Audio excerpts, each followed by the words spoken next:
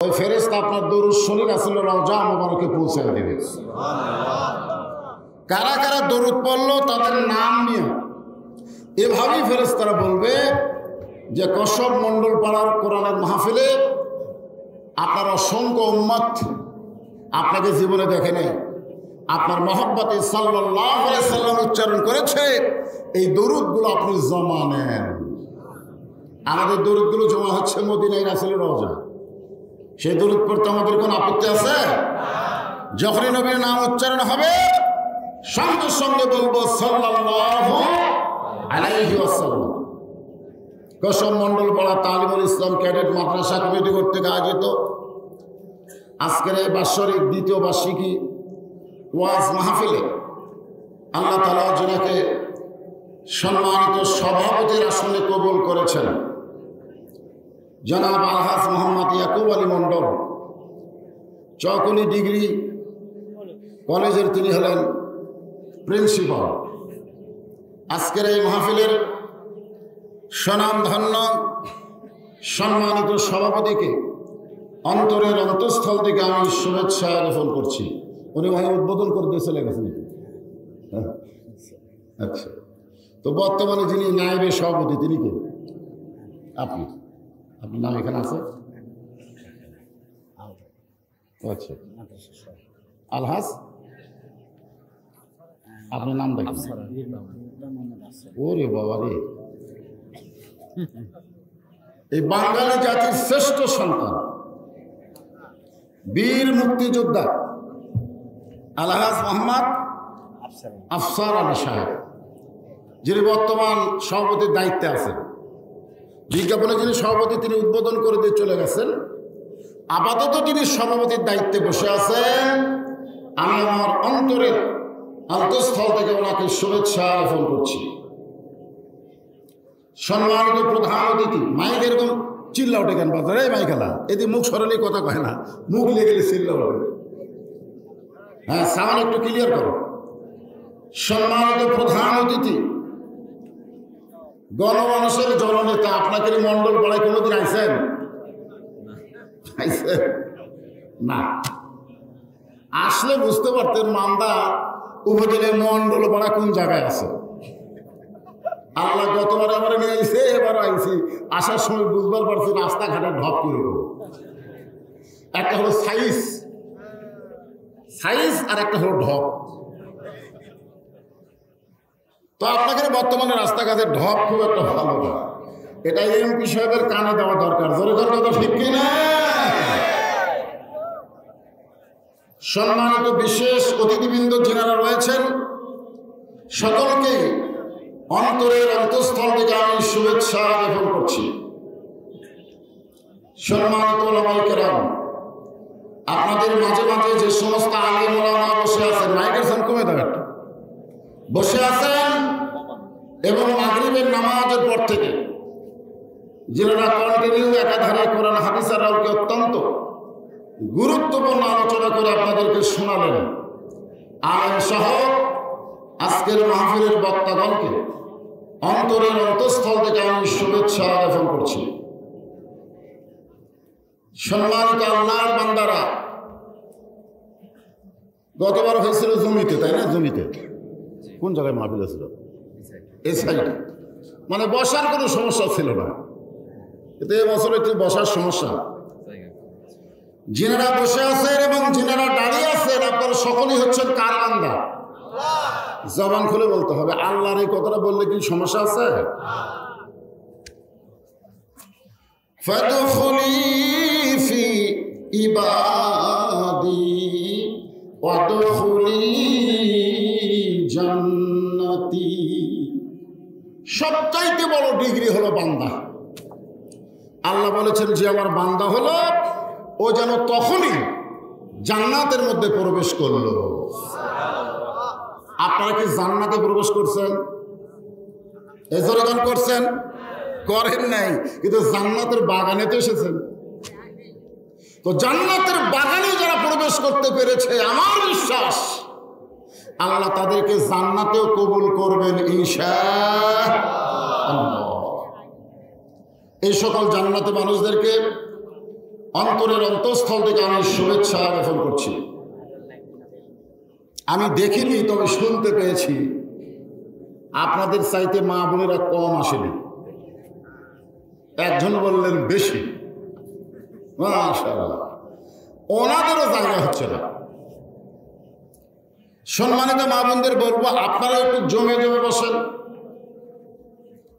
আপনাদেরকেও অন্তরের অন্তঃস্থল থেকে আমি শুভেচ্ছা জ্ঞাপন করে দীর্ঘ 1 বছর পরে এই মুহূর্তে আপনাদের কাছে জানতে চাচ্ছি, আপনারা সকলে কেমন আছেন? ভালো আছেন? আসলে আলহামদুলিল্লাহ বলা ছাড়া তো কোনো উপায় নেই, কি করবে। আল্লাহ রাসূল বলেছেন আলহামদুলিল্লাহ আলা কুল্লি হাল। গত বছর এই টাইমে সয়াবিন তেল ছিল 80 টাকা কেজি, এই বছরে 200 টাকা। গত বছর 450 গোস্ত ছিল, এই বছর 600। যে জিনিসে হাত দেবেন খেলা আগুনের পর আগুন। তারপরে বললাম কেমন আছেন, কারণ আলহামদুলিল্লাহ। মানে আলহামদুলিল্লাহ বলা ছাড়া তো অন্য কোনো উপায় নেই, আছে। বিশেষ করে আমরা এই কারণে আলহামদুলিল্লাহ বলবো, যেই মুহূর্তে আমরা এমন একটা জায়গায় বসেছি, যে জায়গায় কোনো র্যাব নাই, পুলিশ নাই, অসংখ্য রহমতের ফেরেশতা আমাদেরকে আল্লাহ দেখার জন্য প্রেরণ করেছে। এখন এই জায়গায় বসা, এটা কি ভালো থাকা না খারাপ থাকা? এই জন্য জবান খুলে সমস্যারে সকলে বলি রব্বানা লাকাল হামদ হামদান কাসীরান তাইয়িবান মুবারাকান ফীহি। আমরা প্রশংসা করলাম কার? আপনারা সকলে আল্লাহর প্রশংসা যেমন অন্তর থেকে করলেন।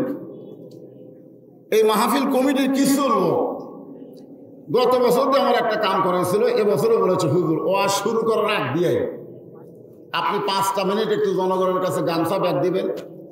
এই মাদ্রাসায় মহব্বত করে যারা যা দান করবে, এটা কোনো চাপাচাপি নেই, আমি কোনো আদায় করবো না। গত বছর আপনি শুনেছেন কন্টিনিউ আলোচনা, ঠিক কিনা বলেন? তো একটু 5 মিনিটের জন্য এই গামছার চাদর আপনাদের কাছে যাবে। আপনারা অন্তর থেকে যেটা দিবেন, এটা আপনাদের নামে আল্লাহ জান্নাতের ব্যাংকে, কিসের ব্যাংক? কথা কোন দেন বা না দেন, সত্যি কথা রাখুন। কোন ব্যাংক? বাংলাদেশ ব্যাংক। জান্নাতের ব্যাংকে আল্লাহ অ্যাকাউন্ট করে দেবে। যে টাকা দান করবেন, এই টাকাটা আল্লাহর ওসিল, আল্লাহ পাকের রহমতে আপনাদেরকে জান্নাতে যাওয়ার একটা ওসিলা হয়ে দেবে। এখন আপনারা সুবহানাল্লাহ যে আসতে করলেন, তো ভাবতেছেন ওয়াজও শুরু হলো না, এখনই টাকা বক্তার মুখ দেখা যাবে। আমি তো সোজা ওয়াজ করতে যাই, সাইড মারব তো, অসুবিধা নেই বাজার। আপনারা জানেন যে আপনাদের এই ওয়াজটা এমন একটা জায়গায় হচ্ছে যেখানে আসা কঠিন, অথচ মিডিয়ার মাধ্যমে এই ওয়াজ বর্তমানে সৌদি আরব, কুয়েত, কাতার, বাহরাইন, ইংল্যান্ড, আমেরিকা, পৃথিবীর এমন কোনো দেশ নেই যেখানে মুসলিমরা বাংলাদেশের আছে যারা লাইভে দেখতেছেন। আপনাকে এই কসব মণ্ডল পড়া কিন্তু এই মুহূর্তে দুবাই চলে গেছে, এই মুহূর্তে লন্ডনে, আমেরিকায় চলে গেছে। কারণ আমার একটা মিডিয়া আছে যার ফলোয়ার হলো প্রায় 8 লক্ষ। কত লক্ষ? 8 লক্ষ ফলোয়ার গোটা পৃথিবীতে আছে, যারা এই ওয়াজ শুরু করলে ওরা লাইভের মাধ্যমে দেখে। তা আপনারা কি মনে করতেন যে সামান্য আমাকে হয়তো মুখ দেখবার পারতেছেন না, কিন্তু আপনাকে এই মণ্ডল পাড়াতে কতদূর পর্যন্ত গেছে সেটা জানান। গত বছর আপনাদের এখানে যে ওয়াজটা হয়েছিল, সে ওয়াজটা এত ভিউ হয়েছে, ওপরে লেখা আছে কসব মণ্ডল পাড়ার মাহফিল মৌলানা বজলুল রশিদ। খালি সার্চ দেবেন, চলে আসবে বাইজিদ বোস্তামি পতিতার ঘরে। মনে আছে আপনাদের? এই ওয়াজ করছিলাম গতবার। তো যাই হোক, আজকে আপনি একটু বিরক্ত হলেও এটা মনের মধ্যে রাইখা দেন। তোমার গামছালার কোথায়? হ্যাঁ, এক গামছা করে জনগণ যেভাবে চুপ করে বসে আছে, মুরব্বী এতে বাবা ওঠেন না বাবা। কেউ যদি ওঠে, তার দেখা দেখি কেউ উঠলে, যে লোকটা প্রথম উঠলো, আপনারা কোরআনকে ভালোবাসেন না? এই কোরআন শব্দ এই কোরআনকে আপনারা ভালোবাসেন না? তো কোরআনের মহব্বতে যাই না পারবেন, 10, 20, 50, 100 যাইটা পারেন, আল্লাহর রাস্তায় দান করবেন। বিশ্বাস করবেন, এই দানটা আল্লাহ আপনার নামে জান্নাতের ব্যাংকে অ্যাকাউন্ট খুলে দিবে। বিশ্বাস করার দরকার আছে না? আছে না? বিশ্বাস করেন। আস-সাদাকাতু তারুদ্দুল বালা, দান সাদকা করলে বালা মুসিবতকে আল্লাহ দূর করে দেয়। আল্লাহর নবী বলেন ডাক্তার লাগবে না, কোনো অ্যাক্সিডেন্ট হবে না, কত বিপদ আপদ মুসিবত তোমার সামনে থাকবে। আজকে যদি তুমি কোরআনকে মহব্বত করে দান করে দাও, 1-1 বছর তোমার উপরে কোনো বিপদ আপদ আসবে না। সে অল্প হোক আর বেশি হোক, যেটাই দেন পকেট থেকে বার করেন। এই পকেটে যেন হাত না ঢুকায় সব বসে আছে নাকি, ওই যে গামছা ধরছে, এদিকে গামছা ধরে না কেন, এই গামছা দিকে নাই, সামনে দিকে নাই, এগুলো রেডি না করে তোমাকে বলা ঠিক না। লা ইলাহা, এক জায়গায় ধরছে কেন, এই সাইডে একটা ধরেন, হ্যাঁ ধরেন, বার করেন, যাই যা পারেন। খালি ছেঁড়া আর পুরানো টাকা দিবেন না, যেটা চলবে না ওরা দাম দিবেন না, বরং পকেটের ভিতর থেকে যে টাকাগুলো আপনার মহব্বত হয়, আল্লাহ কোরআনে বলেছে লান তানালুল বিররা হাত্তা তুনফিকু মিম্মা তুহিব্বুন, তুমি যেইটাই মহব্বত করো ওইটাকে আল্লাহ রাস্তায় দিয়ে দাও। সুবহানাল্লাহ। আপনার পকেটে যদি 4টা নোট থাকে, একটা হলো 20, আপনি বলেন তো 4টার মধ্যে কোনটা মহব্বত করেন? 20 টাকা না 500 টাকা? তাহলে 500 থেকে যদি 20 দেন, তাহলে আল্লাহ কি বলবে যে আমার ব্যাপারে তোর মহব্বত কম। এই জন্যে চকচকা ভালো নোটটা আল্লাহর রাস্তে কোরআনের জন্য দিয়ে দেবেন। সবাই বের করেন, আল্লাহর রাস্তে দিয়ে দেন, মাত্র 5 মিনিট, তার মধ্যে 2 মিনিট চলে গেছে, আর 3 মিনিট একটু জিকির করেন, লা ইলাহা ইল্লাল্লাহ, লা ইলাহা ইল্লাল্লাহ। যার দিলে আছে আল্লাহর ভয়, কার ভয়? জবান করে বলেন, কার ভয়? যার মনে আছে আল্লাহর ভয়। আল্লাহ আল্লাহ সব সময় আহারানিদের ভালো লাগে না এই দুনিয়া, ভালো লাগে না, ভালো লাগে শুধু আল্লাহ। জোরে লা ইলাহা ইল্লাল্লাহ, লা ইলাহা, লা ইলাহা ইল্লাল্লাহ মুহাম্মাদুর রাসূলুল্লাহ সাল্লাল্লাহু আলাইহি ওয়াসাল্লাম। হইচই নয়, যারা টাকা তুলতেছেন কোনো শব্দ সাউন্ড করবেন না, আর যারা দিচ্ছেন তারা মহব্বত দিয়ে দিবেন। এখানে হইচই চিল্লাচিল্লির কোনো দরকার নেই। তা আসুন, এই কসব মন্ডল পাড়া তালিমুল কোরআন ক্যাডেট মাদ্রাসাকে লক্ষ্য রেখে আজকের এই আলোচনার মাহফিলে আমি পবিত্র কালামুল্লাহ শরীফ থেকে একটা আয়াত তেলাওয়াত করেছি, যে আয়াতের বাংলা অর্থ হলো, আল্লাহ বলতেছেন যারা আমাকে বিশ্বাস স্থাপন করেছো, আত্তাকুল্লাহ, ভয় করতে হবে কাকে? হ্যাঁ, দুনিয়াতে আমরা আপাতত অনেক ভয়ের মধ্যে আছি, ঠিক কিনা বলেন? আসলে যারা প্রকৃত মুসলমান, তাদের অন্তরে আল্লাহ ছাড়া অন্য কারো ভয় থাকা কি নয়, উচিত নয়। ধরে গান কি নয়? অথচ আমাদের বাংলাদেশে আমরা আজকে ভয়ে ভীত, একটা কথা পর্যন্ত আমরা বলতে পারি না। কথা বলার আগে চারিদিকে তাকাই, কথা বলার পরিবেশ আছে কিনা, ঠিক কিনা বলেন? ফিসফিস করে কানে কানে কথা বলি, জোরে বলতে বলে দেওয়ালের কান আছে। আপনারা বলেন তো দেওয়ালের কোনো কান আছে? তো যারা আজকে হক কথা, সত্য কথা জোরে বলতে পারে না, কার ভয়ে কথা কয় না? কার ভয়ে? আল্লাহর ভয়ে না অন্য কারো ভয়ে?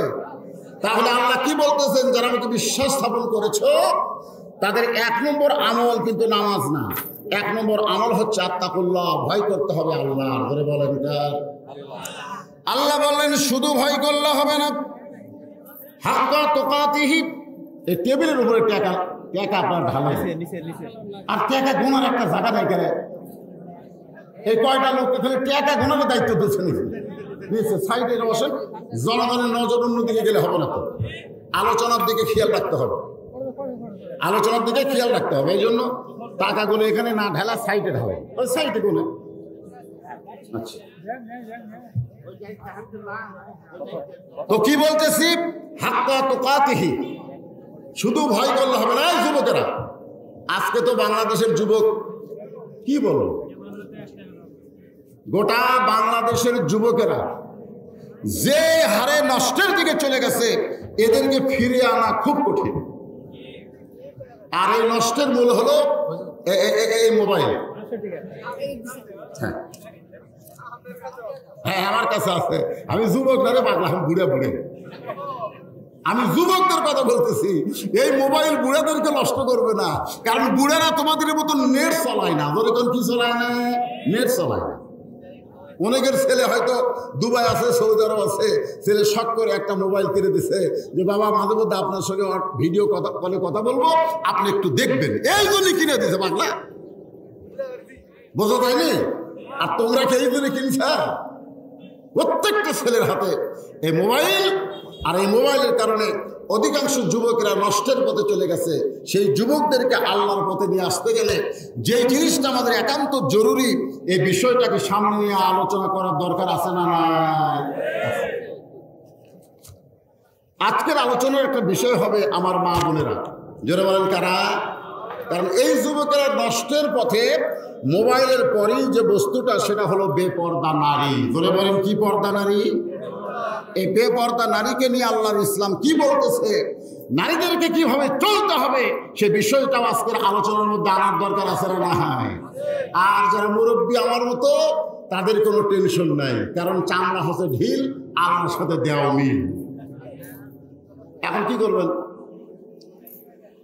চলে আসছেন, আল্লাহ বলতেছেন হাক্কা তুকাতিহি, যথাযথ ভয় করো। আল্লাহ বলতেছেন ওয়ালা তামুতুন্না ইল্লা ওয়া আনতুম মুসলিমুন, মুসলমান না হয়ে তুমি মৃত্যুবরণ করো না। মারাত্মক কথা। আমরা কি মুসলমান? ধরে করেন আমরা কি? এ কথা বলতে যদি দ্বিধা করেন তাহলে অবস্থা খারাপ হবে। আরে যত বড়ই পাপী হই না কেন, আমরা যে মুসলমান, এই ব্যাপারে কোনো সন্দেহ আছে? তাহলে আমরা সকলে কি? মাশাআল্লাহ। কিন্তু আল্লাহ বলতেছে লা তামুতুন্না, মৃত্যুবরণ করো না, ইল্লা ওয়া আনতুম মুসলিমুন, যতক্ষণ মুসলমান না হবে। এখন মুসলমান হয়ে যদি আমরা মরতে চাই, আমাদের করণীয় কি?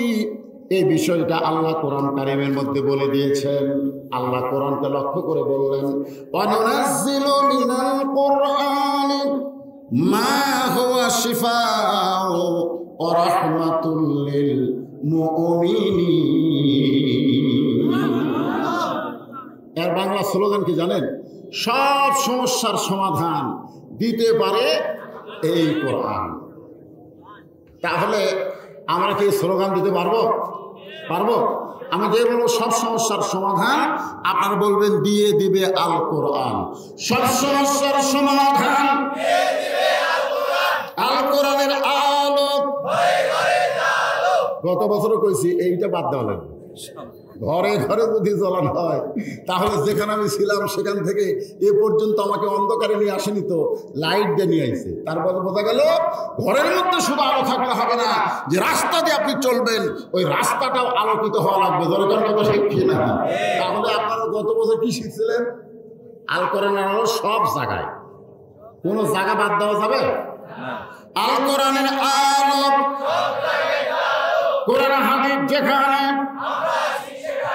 দুনিয়ার মুসলমান লিল্লাহি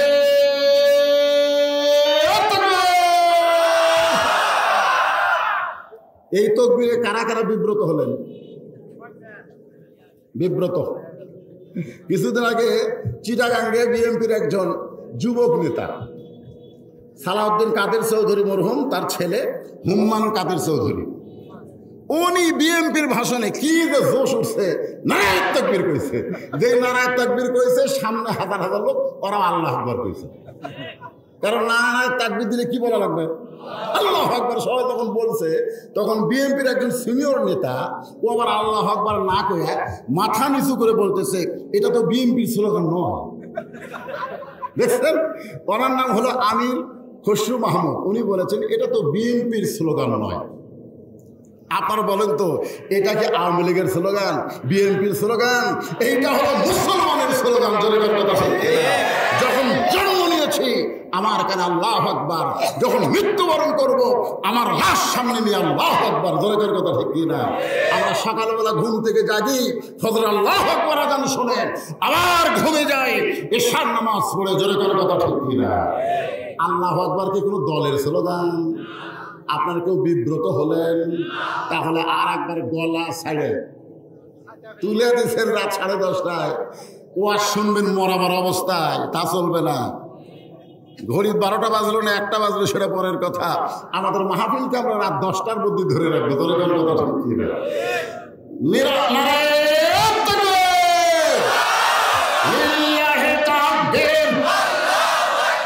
আলহামদুলিল্লাহ, যারা ডানা আছে তোমরাও মারবা।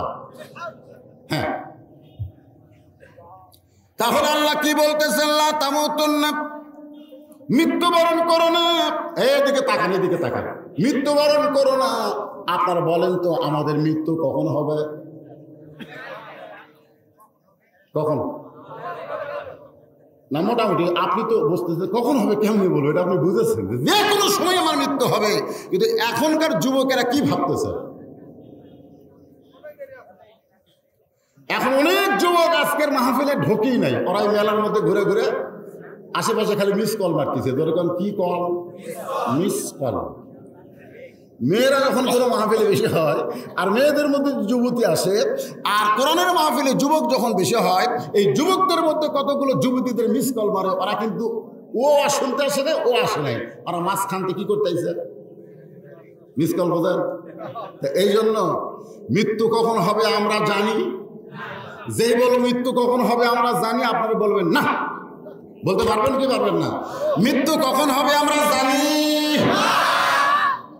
আল্লাহ বলেছেন মরে যাও, মরাতে কোনো সমস্যা নাই, কিন্তু মরার সময় মুসলমান হয়ে যদি মরতে পারো, তাতানাজ্জালু আলাইহিমুল মালাইকা, তোমার জন্য রহমতের ফেরেশতা নাজিল করে তোমাকে বলা হবে আল্লাহ তাখাফ, তোমার কবরের কোনো ভয় নাই, ওয়ালা তাহজান, হাসরের ময়দানের কোনো চিন্তা নাই, ওয়া আবশিরু বিল জান্নাতিল্লাতী কুনতুম তুআদুন।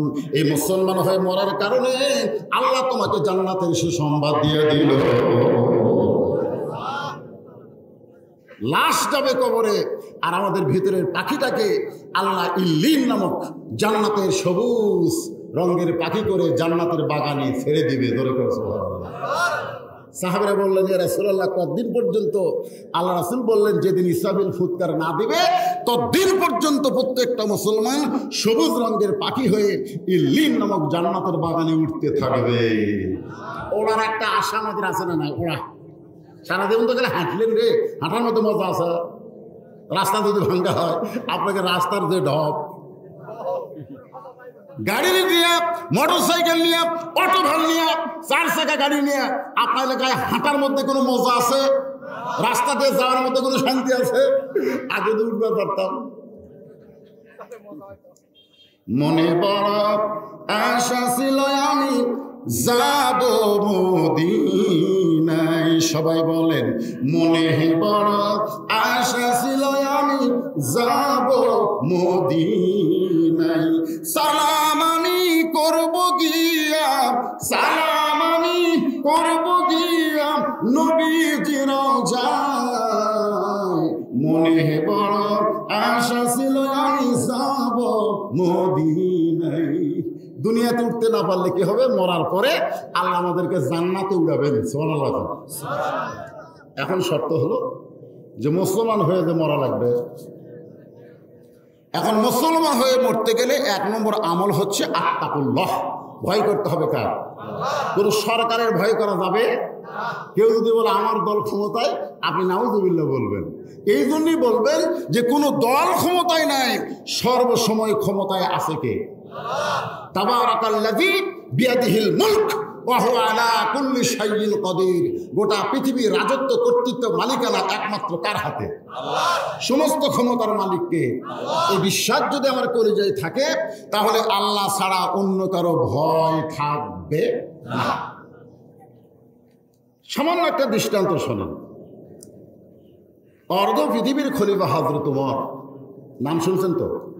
এই আল্লাহর ভয় এটা কেমন, এটা দেখার জন্য তিনি ছদ্মবেশে মদিনার অলি গলি ঘুরতেছেন। হঠাৎ হযরত ওমর দেখতে পায় দুই পাহাড়ের মাঝখানে একটা গিরিপথ। যেরকম কি পথ? গিরিপথ বোঝেন? দুই দিকে পাহাড়, মাঝখানে একটা সরু পথ। এই পথকে বলা হয় গিরিপথ। অর্ধ পৃথিবীর খলিফা ছদ্মবেশে ওই পথ দিয়ে ঘুরতেছে। হঠাৎ হযরত ওমর দেখতে পায় একটা সুন্দরী মেয়ে খুব ধীর গতিতে ওই নির্জন পথে একা একা হাঁটতেছে। কি মেয়ে? সুন্দরী। যেরকম কি মেয়ে? সুন্দরী। এই কারণেই বললাম যে একই গাছের কলা, এক গামলায় আছে চোঁচাওয়ালা, আর এক গামলায় ছিলা। আপনার বলুন তো এই দুই কলার মধ্যে সুন্দর কোনটা? চোঁচাওয়ালা না ছিলা? কথা হয়, ছিলাটাই সুন্দর।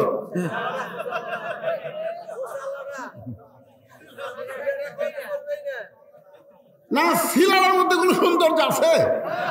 কারণ চোঁচাওয়ালা সুন্দর। এখানে সুন্দরী বলতে বুঝবেন যে চেহারাই সুন্দরী না, সুন্দরী বলতে বুঝতে হবে যে আল্লাহর আইন পর্দাকে গ্রহণ করেছে, কোরআন তাকে সুন্দরী বলবে। কথা ঠিক কিনা? এ কথা কার? অকর্ণা ফি বুয়ুতিকুন্না ওয়ালা তাবাররাজনা তাবাররুজাল জাহিলিয়াতিল উলা। ওমর ফারুক মেয়েটাকে সুন্দরী দেখে আপাত মস্তক পর্দা দেখে সালাম দিলেন। তুমি ইয়া উম্মি, আল্লাহ রহমত তোমার উপর বর্ষিত হোক আমার মা। ধরে কোন সুবহানাল্লাহ। মা রে মা। কারণ বোরকাওয়ালি পর্দানিশী নারীরা পুরুষের কাছ থেকে যে ভক্তি পায় সেই ভক্তির শব্দের নাম হলো মা। আর যাদের পর্দা নাই তারা কি পায়? আপা, না হয় ভাবি, না হয় ম্যাডাম। ম্যাডাম বোঝেন? কোনো জিনিস যখন ড্যাম হয়, ড্যাম ড্যাম ড্যাম বোঝেন না? জর্দা ড্যাম, বিড়ি ড্যাম, বিস্কুট ড্যাম, মেয়ে মানুষ ড্যাম, ম্যাডাম। এই বাংলাদেশে যারা ড্যাম, এই ড্যামের মধ্যে একজন বেপর্দা নারী, সে হচ্ছে ম্যাডাম। ওমর ফারুক সালাম দিয়ে বললেন, ইয়া উম্মি, রে আমার মা, এই নির্জন পথে একা একা চলতেছ, তোমার সামনেও কোনো মানুষ নাই, পিছনেও কোনো মানুষ নাই, তোমার অন্তরে কি ভয় ডর লাগতেছে না? মেয়েটা বলে, পথিক, তুমি কি হযরত ওমরকে চিনো? সাল্লাল্লাহু আলাইহি ওয়াসাল্লাম। মেয়েটা ওমরকে লক্ষ্য করে বলে, পথিক, তুমি কি হযরত ওমরকে চিনো? যদি হযরত ওমরকে চিনতে তাহলে এরকম বেসাইদা কথা বলতাম না। ওমর ফারুক চমকে গিয়ে বলে, মা, ওমরকে চিনলে বেসাইদা কথা বলতাম না কেন? মেয়েটা বলে, পথিক, তুমি জানো না যেদিন থেকে হযরত ওমর আল্লাহর কোরআন দিয়ে রাষ্ট্র চালায়, যেদিন থেকে হযরত ওমর নিজের কোনো আইন না, মানুষের কোনো আইন না, কেবলমাত্র আল্লাহর কোরআন দিয়ে রাষ্ট্র চালায়, সেদিন থেকে প্রত্যেকটা মুসলমান তার কলিজার মধ্যে একমাত্র আল্লাহ ছাড়া অন্য কারো ভয় জাগা দেয় না। তার মানে কি বোঝা গেল? এই বর্তমানে মানুষের তৈরি আইন দিয়া, শয়তানের তৈরি আইন দিয়া সামান্য কিছু ভয় দেখাবার পারবা, অন্তরের মধ্যে ভয় স্থায়ী হবে না। ধরে কোন কথা ঠিক কিনা? আমাকে একজন বলতে, হুজুর, বর্তমান সরকার যদি আইন করে এক ওয়াক্ত নামাজ না পড়লে 50 টাকা জরিমানা, টাকা দেওয়ার ভয়ে সবাই নামাজ পড়বে। আমি বললাম, তুমি তো ভুল কইলে, টাকা দেওয়ার ভয়ে না আল্লাহর ভয়ে? তোকে না, হুজুর, টাকা দেওয়ার ভয়। তো টাকা দেওয়ার ভয়ে নামাজ পড়া লাভ কি? কারণ মানুষের তৈরি আইন দিয়ে হবে না ভাই, যান একটু খেয়াল করবেন। ওমর ফারুক বললেন, মা, তুমি কি হযরত ওমরকে চেনো? মেয়েটা বলতেছে, ওমর চেনা লাগবে না। ওমর যেদিন আল্লাহর আইন দিয়ে রাষ্ট্র চালায়, সেদিন থেকে পৃথিবীর সব মুসলমান আল্লাহ চিনে। কাকে চিনে?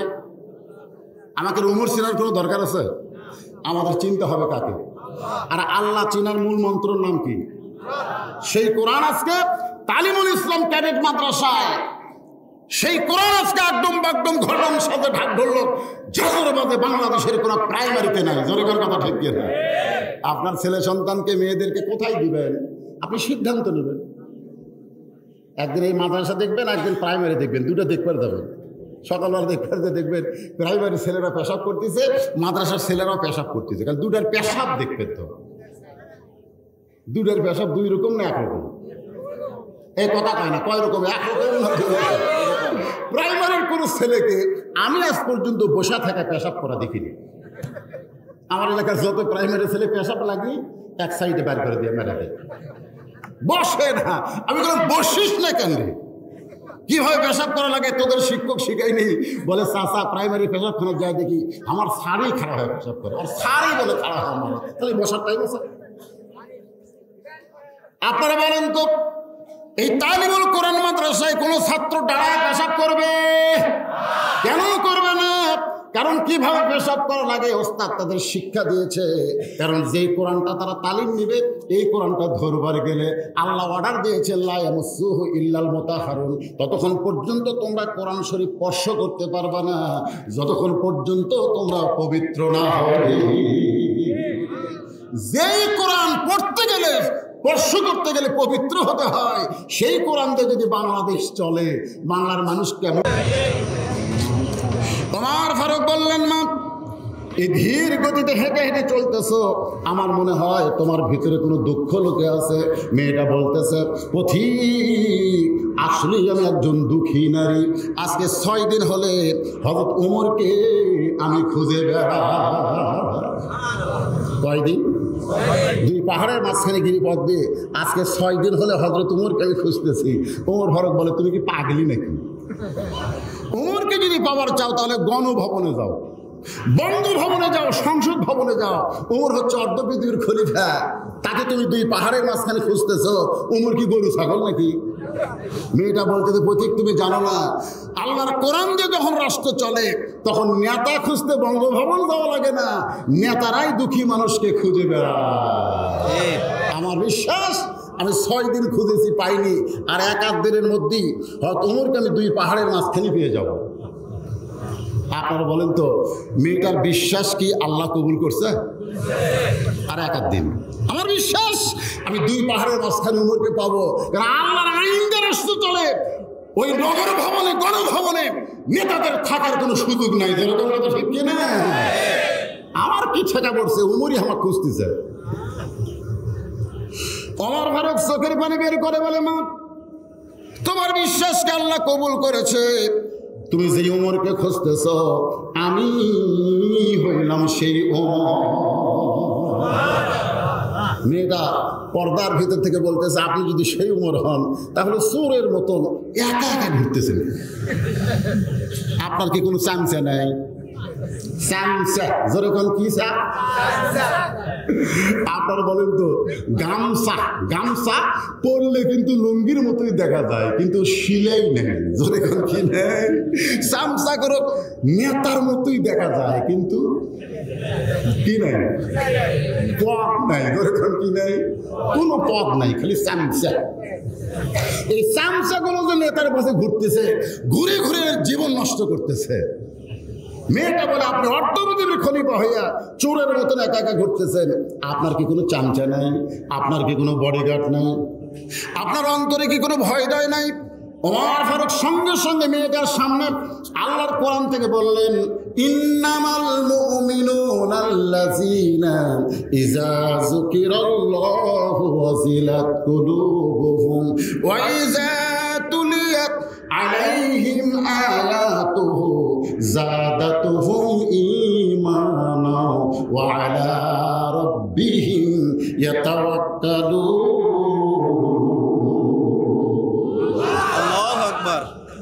আল্লাহর আইনে যখন রাষ্ট্র চলবে তখন মুসলমানের কোনো বডিগার্ড লাগবে না, পুলিশ লাগবে না, র্যাব লাগবে না। মুসলমানকে সঙ্গে হেফাজত করবে কে? আল্লাহ। আরো যারা বলেন কে? আপনি বলেন তো ওমর ফারুককে কোনো ইহুদি হত্যা করে নাই, কোনো খ্রিস্টান হত্যা করে নাই, কোনো কাফের হত্যা করে নাই। ওসমান গনিকে কোনো ইহুদি হত্যা করে নাই, কোনো খ্রিস্টান কোনো কাফের হত্যা করে নাই। হক আলীকে কোনো ইহুদি হত্যা করে নাই, কোনো কাফের করে নাই, কোনো খ্রিস্টান করে নাই। এই 3 জন খলিফাকে হত্যা করেছে মুসলমানের মধ্যে মুসলমান নামের মুনাফিক।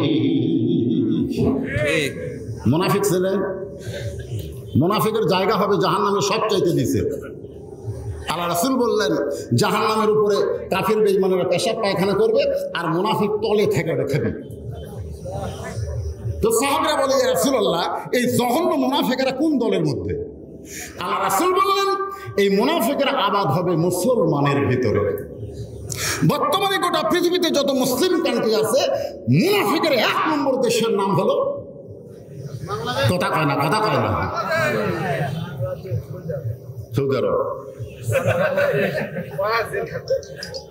আরে নিজের আঙুল দিয়ে দেখাচ্ছে। শোনেন, বাংলাদেশের মানুষ কি হয় মোনাফিক হলো, এই যে দেখতেছেন হুজুর, এই জায়গা হচ্ছে আমার, ওই সাইডে যা দেখতেছেন ওটা এখন আমার বাপের, ওই সাইডে আমার বড় ভাইয়ের, পিছন দিকে যা আছে আমাকে আত্মীয় স্বজনের, এ জায়গায় টান দেওয়ার কোনো জায়গা নেই।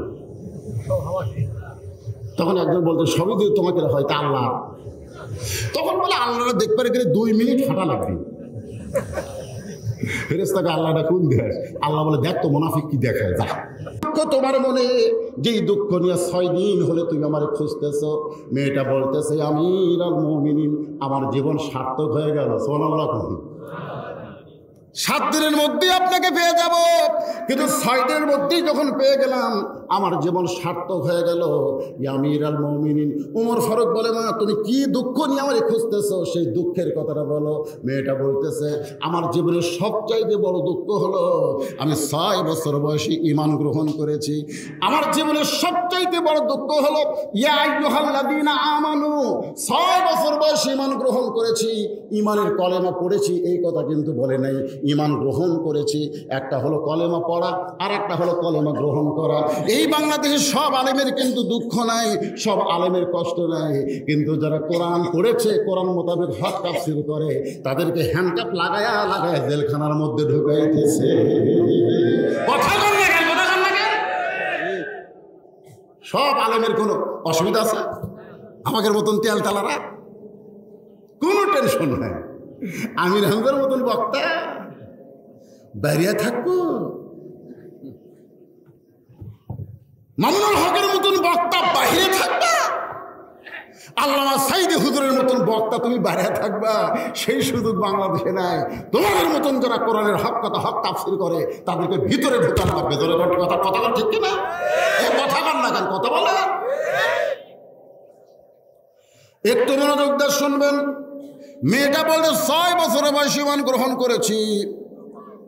ঈমান গ্রহণ করার অপরাধে 12 বছর আমাকে জেলখানায় বন্দি জীবন কাটাতে হয়েছে।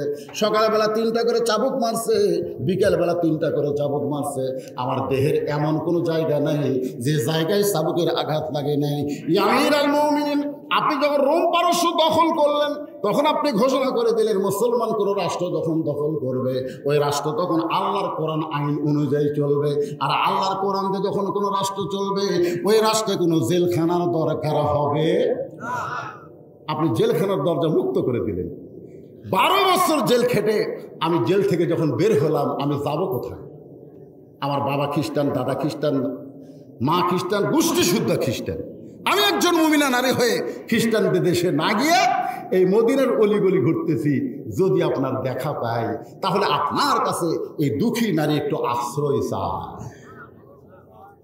সোনালারাও বলেন না, খুব পশা লাগে, সোনালা কত পশা লাগে। একবার কবেন জান্নাতের মধ্যে আল্লাহ আপনাকে একটা গাছ দিয়ে দিল। এটা কি গাছ রে? ইউক্যালিপটাস। যে গাছের ছায়া অতিক্রম করতে একটা তেজস্বী ঘোড়ার 500 বছর লাগবে। আরো জোরে গান সুবহানাল্লাহ। বিশ্বাস হয় না?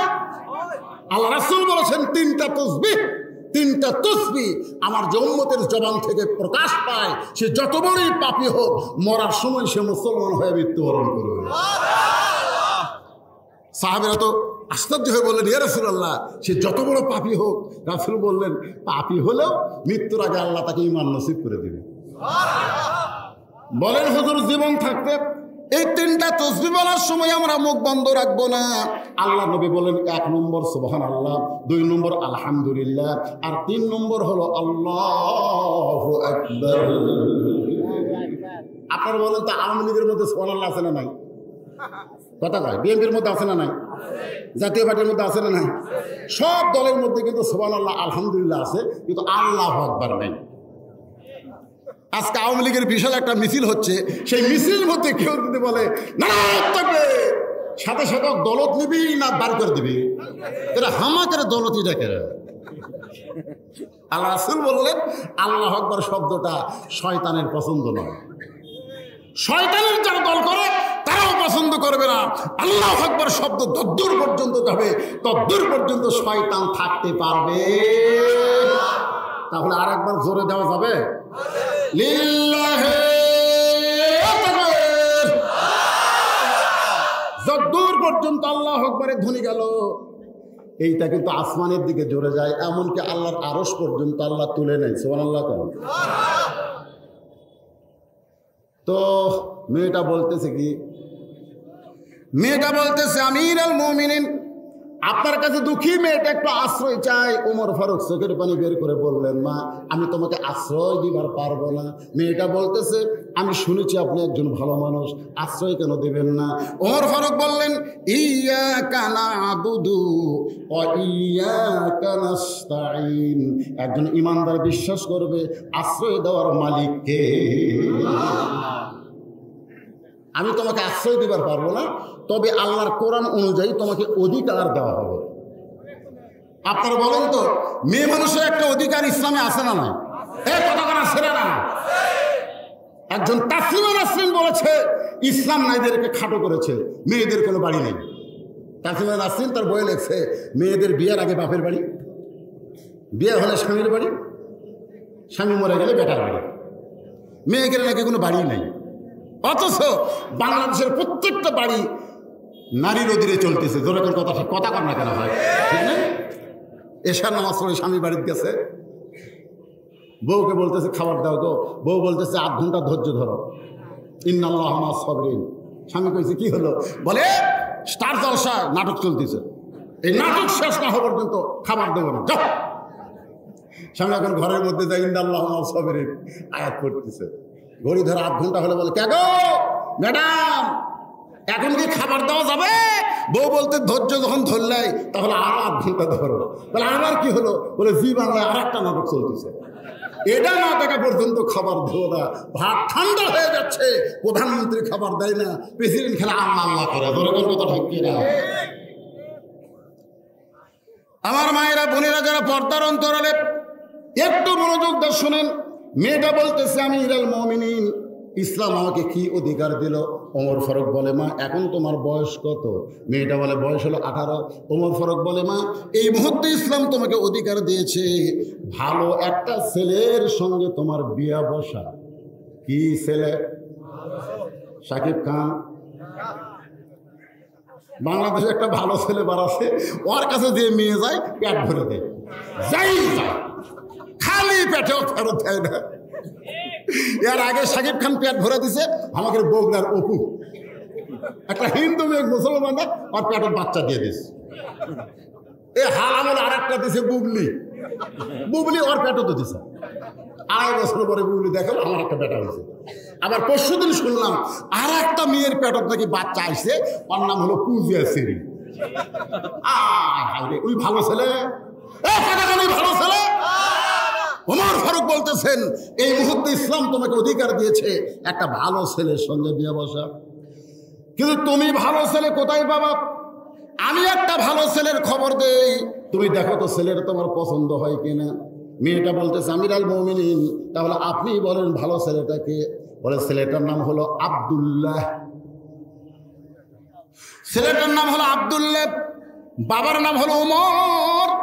ছেলেটার যোগ্যতা হলো 6 লক্ষ হাদিসের হাফেজ, লম্বায় হলো 6 ফুট 2 ইঞ্চি, গায়ের রং ফর্সা, মারভিলাস চেহারা। মেয়েটা বলতেছে আপনি যেভাবে ছেলের পরিচয় দিলেন মনে হয় ছেলেটা আপনারই সন্তান। ওমর ফারুক বললেন আমি তো বলছি আব্দুল্লাহ, বাপের নাম ওমর, 6 লক্ষ হাদিসের হাফেজ। মেয়েটা বলতেছে আমিরুল মুমিনিন, আপনি কিন্তু বলেছেন ভালো একটা ছেলের সঙ্গে বিয়ে বসার অধিকার ইসলাম আমাকে দিয়েছে, আপনি বলেন তো এ আব্দুল্লাহ কি সবচাইতে ভালো ছেলে? ওমর ফারুক বলে মা আমার চোখে আব্দুল্লাহর চাইতে ভালো ছেলে নাই। আব্দুল্লাহ হলেন পৃথিবীর সবচাইতে যোগ্যতাপূর্ণ সুন্দর এবং ভালো ছেলে। মেয়েটা বলতেছে আমিরুল মুমিনিন, আপনার ছেলে বলে আপনি বলতেছেন, কিন্তু আমার কাছে এমন একটা ছেলের খবর আছে, আমি যদি তার পরিচয় দেই আপনি একটু দেখবেন সেই ছেলে ভালো না আপনার আব্দুল্লাহ ভালো। ওমর ফারুক ফোন করে বলে, মা তোমার কাছে আবার কোন ছেলের খবর আছে? মেয়েটা বলতেছে ছেলেটার নাম হলো হোসাইন, বাবার নাম হলো আলী, মায়ের নাম হলো ফাতেমা, আর নানার নাম হচ্ছে মুহাম্মাদুর রাসূলুল্লাহ। এখন আপনি বলেন এই আব্দুল্লাহ আর হোসাইন এই দুটোর মধ্যে ভালো কে? আপনি কিন্তু বলেছেন ইসলাম আমাকে ভালো ছেলে, এ কথা কন না কেন, ভালো ছেলের সঙ্গে বিয়ে বসার অধিকার দিয়েছে, দুটাই ভালো, কিন্তু এর মধ্যে বেশি ভালো কে? না, মেয়েটা ওমর ফারুককে বলতেছে।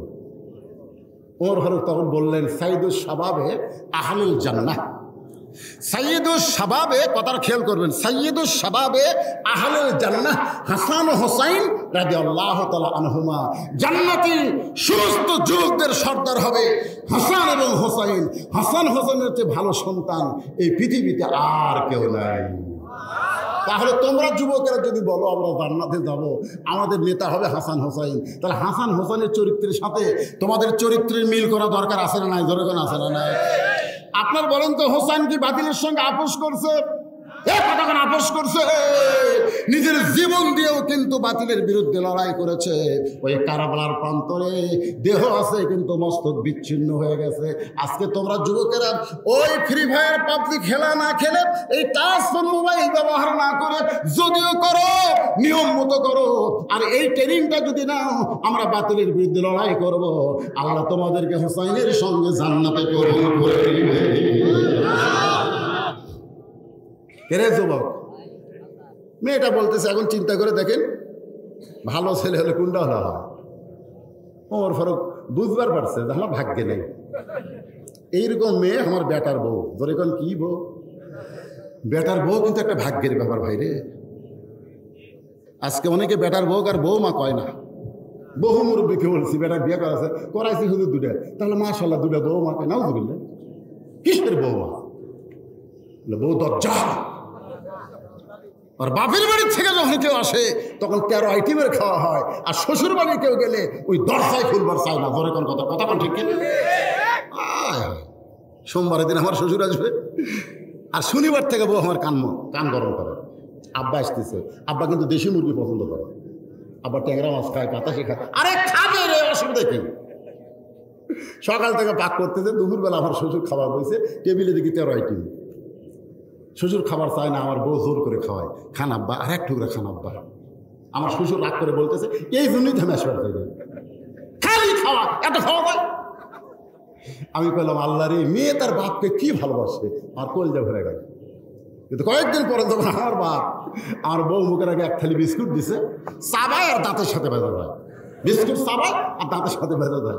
আমার বাবা লোক দিয়ে খিলাল করে। বাবার কাছে এসে সালাম দিলাম, বাবা খবর কি? খবর খারাপ, ভালো বিস্কুট বানারে নাই। যতবার আসি তোর বউরে কি বিস্কুট দেয় রে, তাহলে দাঁতের সাথে ভেজা যায়। বউকে ঘরের মধ্যে আমি বললাম ভালো বিস্কুট না দিয়ে এটা কি দেশ?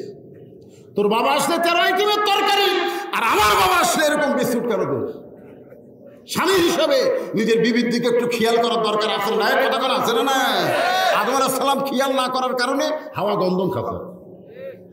খেয়াল না করার কারণে আদমকে শরবত করে হাওয়ারে খাওয়াইছে। আপনি বইয়ের দিকে যদি খেয়াল না করেন, আমার বাবা আদমকে যেমন জান্নাত থেকে বের করেছে, আমাদেরকেও জান্নাতে ঢুকতে দিবে না। কথা ঠিক না?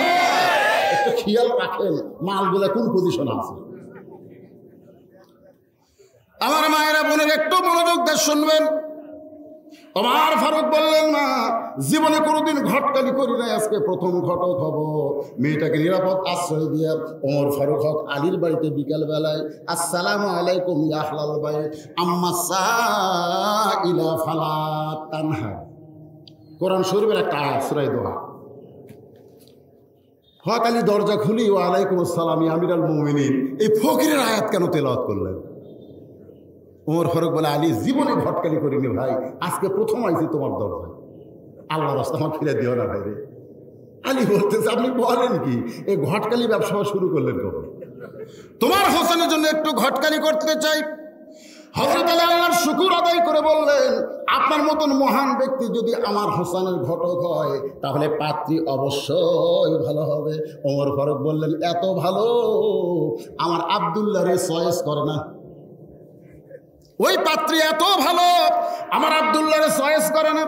যোগ্যতা হলো 6 বছর বয়স ঈমান গ্রহণ করেছে, 12 বছর ঈমানের পরীক্ষা দিয়েছে, এরপরও মেয়েটা ঈমান হারা হয় নাই। আলী কান্দের বলে, এমন একটা মেয়ে যদি হোসেনের বউ হয় তাহলে আল্লাহ আমাকে একটা বৌমা উপহার দিবে। কারণ এর আগে আমি হাসানকে বিয়ে করাছি। আলী বলতেছে, হাসানকে আমি বিয়ে করাছি, বউটা খুব খারাপ। হাসান রাদিয়াল্লাহু যে মেয়েটাকে বিয়ে করছে, মেয়েটার পরিচয় জানেন? মেয়েটার নাম হলো জায়েদা। নামটা খেয়াল করবেন, মেয়েটার নাম কি? জায়েদা। কুটনি এর কথা ওর কাছে, ওর কথা ওর কাছে। বিবিসি বলছেন না, বিবিসি যেরকম খবর সাপ্লাই দেয়, কতগুলো মেয়ে গ্রামে আছে, গোটা গ্রামের খবর ওর কাছে। যেরকম কথা সত্যি না, এরকম কিছু মেয়ে মানুষ আছে না? না, আমার হাসান তো খুব বিপদ আছে। তো আপনি যে মেয়েটার খবর দিলেন, মাশাআল্লাহ, আমি আলী রাজি হয়ে গেছি। ওমর ফারুক বলে, আলী রে, আমার ঘরটাও আল্লাহ কবুল করেছে, আলহামদুলিল্লাহ। বুকের মধ্যে নিয়ে যখন কোলাকুলি করে, এমন সময় হোসাইন সালাম দেয়, বলে, দুই মুরব্বী, আপনি যেভাবে কোলাকুলি করতেছেন মনে হয় বিয়ে আপনারাই করবেন। ওমর ফারুক যখন রাগ করে তখন চেহারা রক্তের মতন লাল হয়ে যায়। এত রাগ করে বলে, হুসাইন কিছুই বলবার পারবো না, কারণ কিছু বলা যাবে না। আল্লাহ নবী বলেছেন, আমি যখন সেজদায় যাই আমার হুসাইন আমাকে ঘোড়া বানায় খেলতেছে। আমি নবী একটু বিরক্ত হয়ে হুসাইনকে পিঠ থেকে যখন নামাবার চাইছি, আল্লাহ বলে, হাবিব, হোসেনকে পিঠ থেকে নামাবেন না, আমি আল্লাহ হোসেনকে এত ভালোবাসি, আপনারা ঘোড়া বানাইছে আমি আল্লাহ দেখতেছি। নবীরে ঘোড়া বানাইলে, নবী যদি সেজদা থেকে তোমাকে মাথা না তুলে না নামায়, তুমি যতই কথা বলো বেয়াদবি, আমি রাগ করলেও কিছু বলার উপায়। কিন্তু বাবা, তুমি একটা কথা খেয়াল করো, আমিও তোমার মুরব্বী, তোমার বাবাও তোমার মুরব্বী।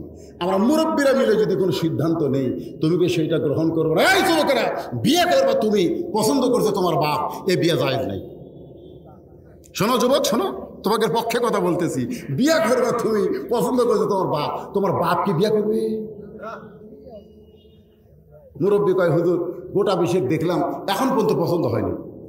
আমি বললাম, কি আবার বিয়ে করবেন? না হুজুর, আমার জন্য না, ছেলের জন্য। আমি বললাম, কি হবে দেখতেছেন? বলে, যাই মেয়ের মুখ দেখি, হাত লাড়া ছেড়ে দেখি হুজুর।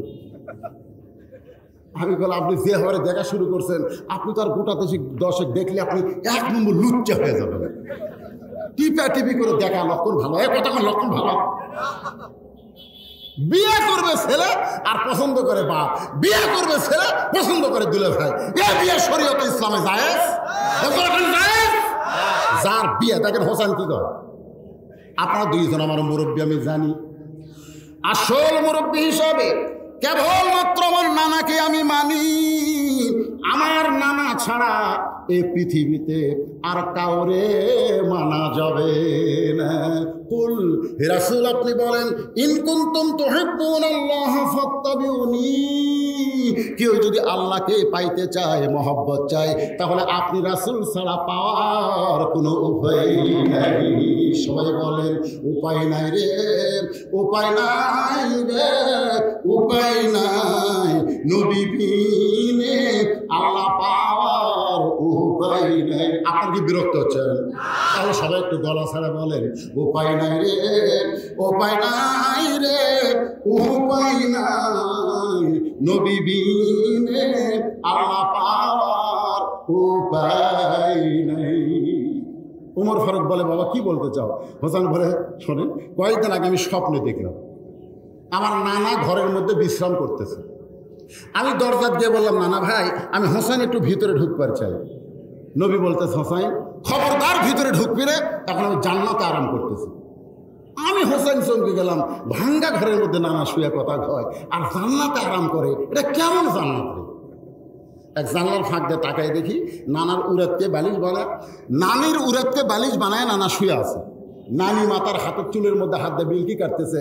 আমি রাগ করে বললাম, নানা ভাই, নানির উড়াতকে বালিশ বানায় শুয়ে থাকলে জান্নাতে থাকা যায়? নানা বলে, হোসেন তুই ছোট্ট মানুষ, বুঝবি না, তোর নানির মতন বউ যদি কেউ ঘরে পায়, ওই ভাঙ্গা ঘরটা আল্লাহর জান্নাত হয়ে যায়। আমি সেদিন থেকে সিদ্ধান্ত নিয়েছি, বিয়ে যদি করতে হয়, নানা যেমন বিয়ে করছে আমিও তেমন বিয়ে করব। বাবা আপনি বলেন তো, আমার মা আপনার কেমন বউ? দেখেন ছেলে হয়ে বাপকে বলতেছে আমার মা আপনার কেমন বউ, আমার মা যেমন আপনার ভালো বউ, আপনার ভাঙ্গা ঘরে আপনার অভাবের ঘরে জান্নাত হয়ে গেছে, আমিও ঠিক তেমন একটা মেয়েকে বিয়ে করব যে আমার ঘরে আসলে আমার দুনিয়ার ঘরটা আল্লাহ জান্নাত বানিয়ে দিবে।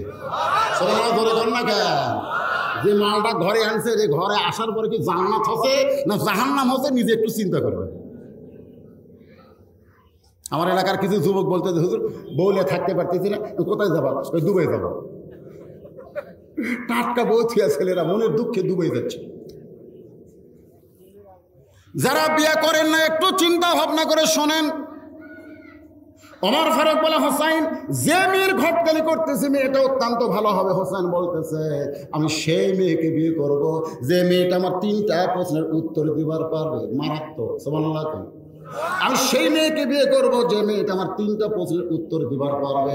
ওমর ফারুক হোসেন কি 3টা প্রশ্ন করবা? হোসেন বলতেছে আমি সেই মেয়েকেই শুধু প্রশ্ন করব, দুনিয়ার কারোর কাছে প্রশ্ন আউট করব না। ওমর ফারুক বলে আলী তোমার হোসেন যে 3টা প্রশ্ন করবে তুমি কি জানো? আলী বলতেছে আজকে জীবনের প্রথম শুনলাম। ওমর ফারুক কান্দের বলে আমার ঘটকালে আল্লাহ কবুল করে নাই। কানতে কানতে মেয়েটার দরজায় গিয়ে বলে মা আমার আব্দুল্লাহকে বিয়ে কর মা, তোর জীবন সার্থক হবে। মেয়েটা বলতেছে একটা বারের জন্য বলেন হোসেনের চাইতে ভালো, খালি একটা বারের জন্য বলেন হোসেনের চাইতে ভালো, আমার কোনো আপত্তি নাই। ওমর ফারুক বলতেছে হোসেনের চাইতে ভালো বলতে পারবো না, কিন্তু হোসেন যে তোমাকে বিবাহ করবে না শর্ত দিয়েছে 3টা প্রশ্নের উত্তর দিলে বিয়ে করবে। যে প্রশ্ন আমি ওমর জানি না তার বাপ পর্যন্ত শুনি নাই, তাহলে তুমি কি 3টা প্রশ্নের উত্তর দিবার পারবা?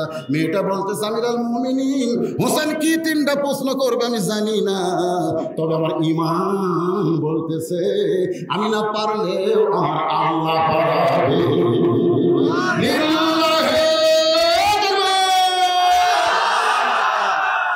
অনেকে বলতে যে হুজুর যত ওয়াজ করে 23 সালে আবার আওয়ামী লীগ ক্ষমতায়, যত ওয়াজ করেন যেভাবে হোক ক্ষমতায় আসবে।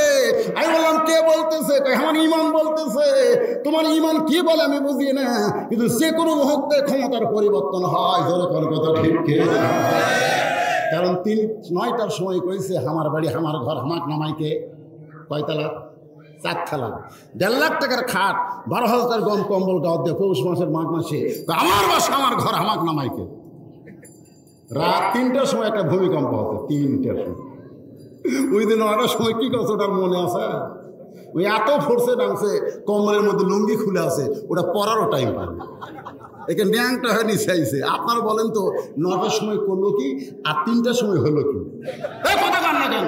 9টার সময় কইলো কি আর 3টার সময় হলো কি? আমাদের বাংলাদেশের অবস্থা তাই হবে। এইরকম অহংকারী কথা বলা যাবে না। যে কোনো মুহূর্তে আল্লাহ ক্ষমতাবান, ক্ষমতা থেকে নামাই দেবে। রে তুইজ্জু তাশা, সম্মান দেওয়ার মালিককে। তুযিল্লু মান তাশা, অপমান করার মালিককে। বিয়াদিকাল খায়র, ভালো মন্দর মালিককে। ওয়া হুয়া আলা পড়েন ওয়া হুয়া আলা কুল্লি শাইইন কাদির, সমস্ত ক্ষমতার মালিককে। মেয়েটা কি বলতেছে হোসেন যে 3টা প্রশ্ন করবে আমি জানি না, আমি জানি না, তবে আমরা ঈমান ঈমান ঈমান ভিতরে ঈমান বলতেছে আমি না পারলেও কে পারাবে? ওমর ফারুক এক দৌড়ে হযরত আলীর দরজায়, আলী রে, আলী দৌড়ে এসে বলে আমিরুল মুমিনিন কিছুক্ষণ আগে মন খারাপ করে গেলেন, আবার আইছেন কে? তারিখ করার জন্য। হোসেন বলে কিসের তারিখ? ওমর ফারুক বলে বিয়ার তারিখ না, বিয়ার তারিখ না, তুমি যে 3টা প্রশ্ন করবা আমি এটা উত্তর দিবার পারবে কি পারবে না তার তারিখ।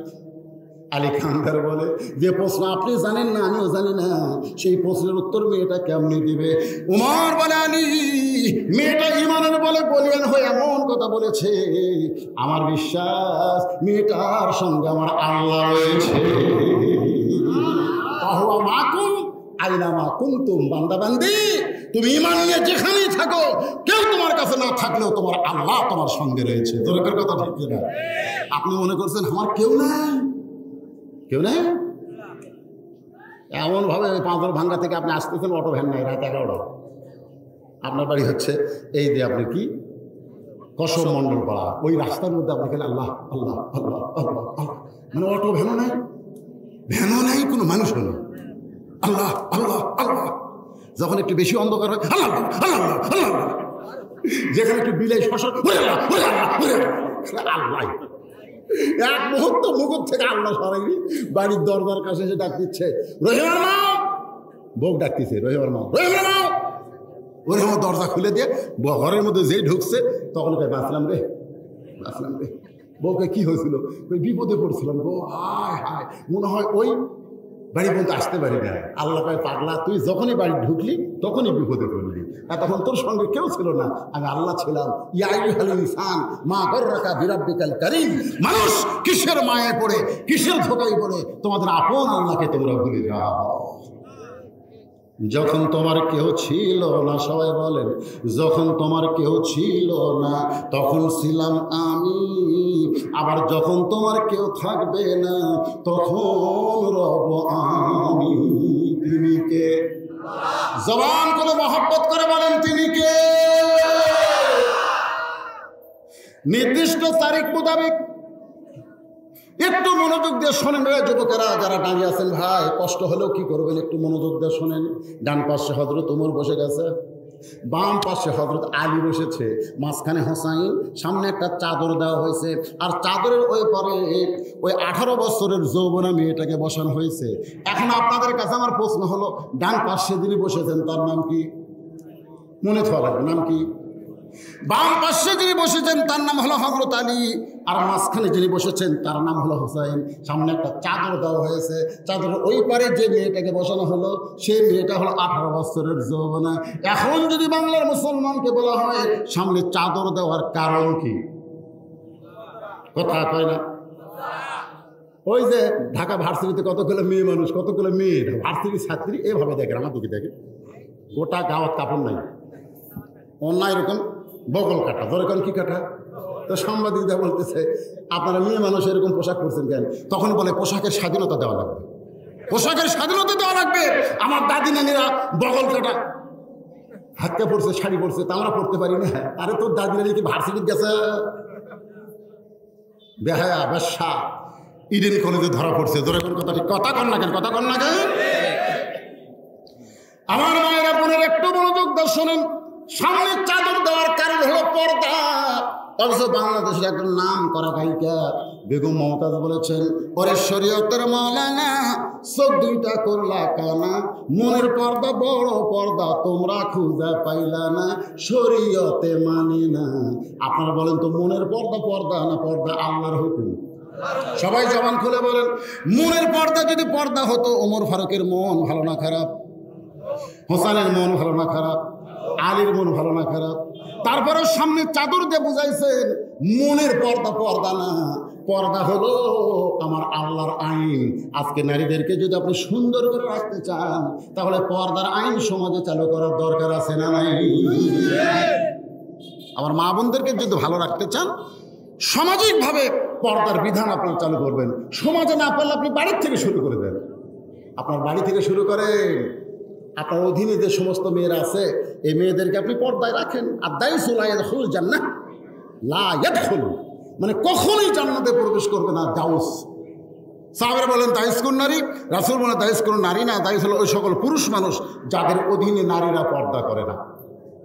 ওমর ফারুক বলেন হোসাইন এখন তুমি প্রশ্ন শুরু করো। প্রশ্ন কয়টা? হোসাইন দাঁড়িয়ে বলতেছেন, রে মেয়ে, আপনারা একটু মনোযোগ দেন। রে মেয়ে, একলা একলা বসে আছো, তাই বলে মনে করো না তুমি একলা হয়ে গেছো, বরং আমি হোসাইন বড় একলা হয়ে গেছি। ওমর ফারুক বলতেছে, বাবান কি ভুল বলতেছে, তোমার ডান পাশে আমি বসে আছি, বাম পাশে তোমার বাবা বসে আছে, তুমি একলা কেমনে হলে? হোসাইন বলতেছে, রে মেয়ে, আমার দুই পাশে দুইজন মহামানব দেহ নিয়ে বসে আছে, কিন্তু দেহ নিয়ে বসে থাকলে কি হবে? এই দুইজন মহামানব মনে মনে তোমার পক্ষ নিয়েছে। আপনারা বলেন তো উমর ফারুক কার পক্ষে? আলী কার পক্ষে? কিন্তু বসে আছে কোন পক্ষে? এটা কি নিরপেক্ষ? আজকে নির্বাচন কমিশনার তত্ত্বাবধায়ক সরকার না দিয়ে নির্বাচন কমিশনার নিরপেক্ষ নির্বাচন করবে। নিরপেক্ষ তো করবেই না, এই কমিশনার মনে মনে একটা দলের পক্ষ নিয়েছে, বসে আছে চেয়ারত, কিন্তু মনে মনে। মারাত্মক কথা। আমি তো কোরআন শরীফ পড়ে দেখলাম ভাই, আমার আল্লাহ নিরপেক্ষ না। আল্লাহ যদি নিরপেক্ষ হতো তাহলে কেন বললেন আমাইয়াবতাগি গায়রাল ইসলাম দীনান ফালা ইউকবাল মিনহু? আল্লাহ কেন বললেন ইসলাম ছাড়া অন্য কোনো ধর্ম গ্রহণ করলে আমি আল্লাহ সেটা কবুল করব না? এ কথাটা তারা বোঝা গেল আমার আল্লাহ নিরপেক্ষ নয়, আমার আল্লাহ হলো মুসলমানের পক্ষে। ধরে গেল। তবে একটা সুন্দর কথা যে 50 বছর পরে এবছর বাংলাদেশে একটা নিরপেক্ষ চেয়ারম্যান পাওয়া গেছে। স্বাধীনতার পরে কোনো নিরপেক্ষ চেয়ারম্যান পাওয়া যায়নি, এই বছর একটা পাওয়া গেছে, একটা হিজড়া চেয়ারম্যান আছে। যেরকম কি চেয়ারম্যান কথা কয় না কেন? আমি গত চেয়ারম্যান ইলেকশনের আগে আপনাদের এলাকায় দিনে একটা মাহফিল করছিলাম, মনে আছে আপনাদের? পাশে একটা দিনে মাহফিল করছিলাম না?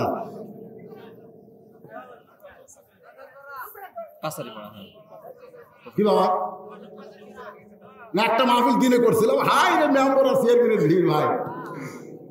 ভোটের আগ দিয়ে আমি সেদিনই বক্তব্য দিতে পারি নাই, কারণ তো নির্বাচন হয়েছিল না। 50 বছর পরে আল্লাহর কি রহমত, বাংলাদেশে একটা নিরপেক্ষ চেয়ারম্যান পাওয়া গেছে। ওই পুরুষ না, এইটা হলো নিরপেক্ষ। কি ভাবতেছেন? ওমর ফারুক বিন হুসাইন, তাহলে এখন প্রশ্ন শুরু করো। বিসমিল্লাহির রহমানির রহিম।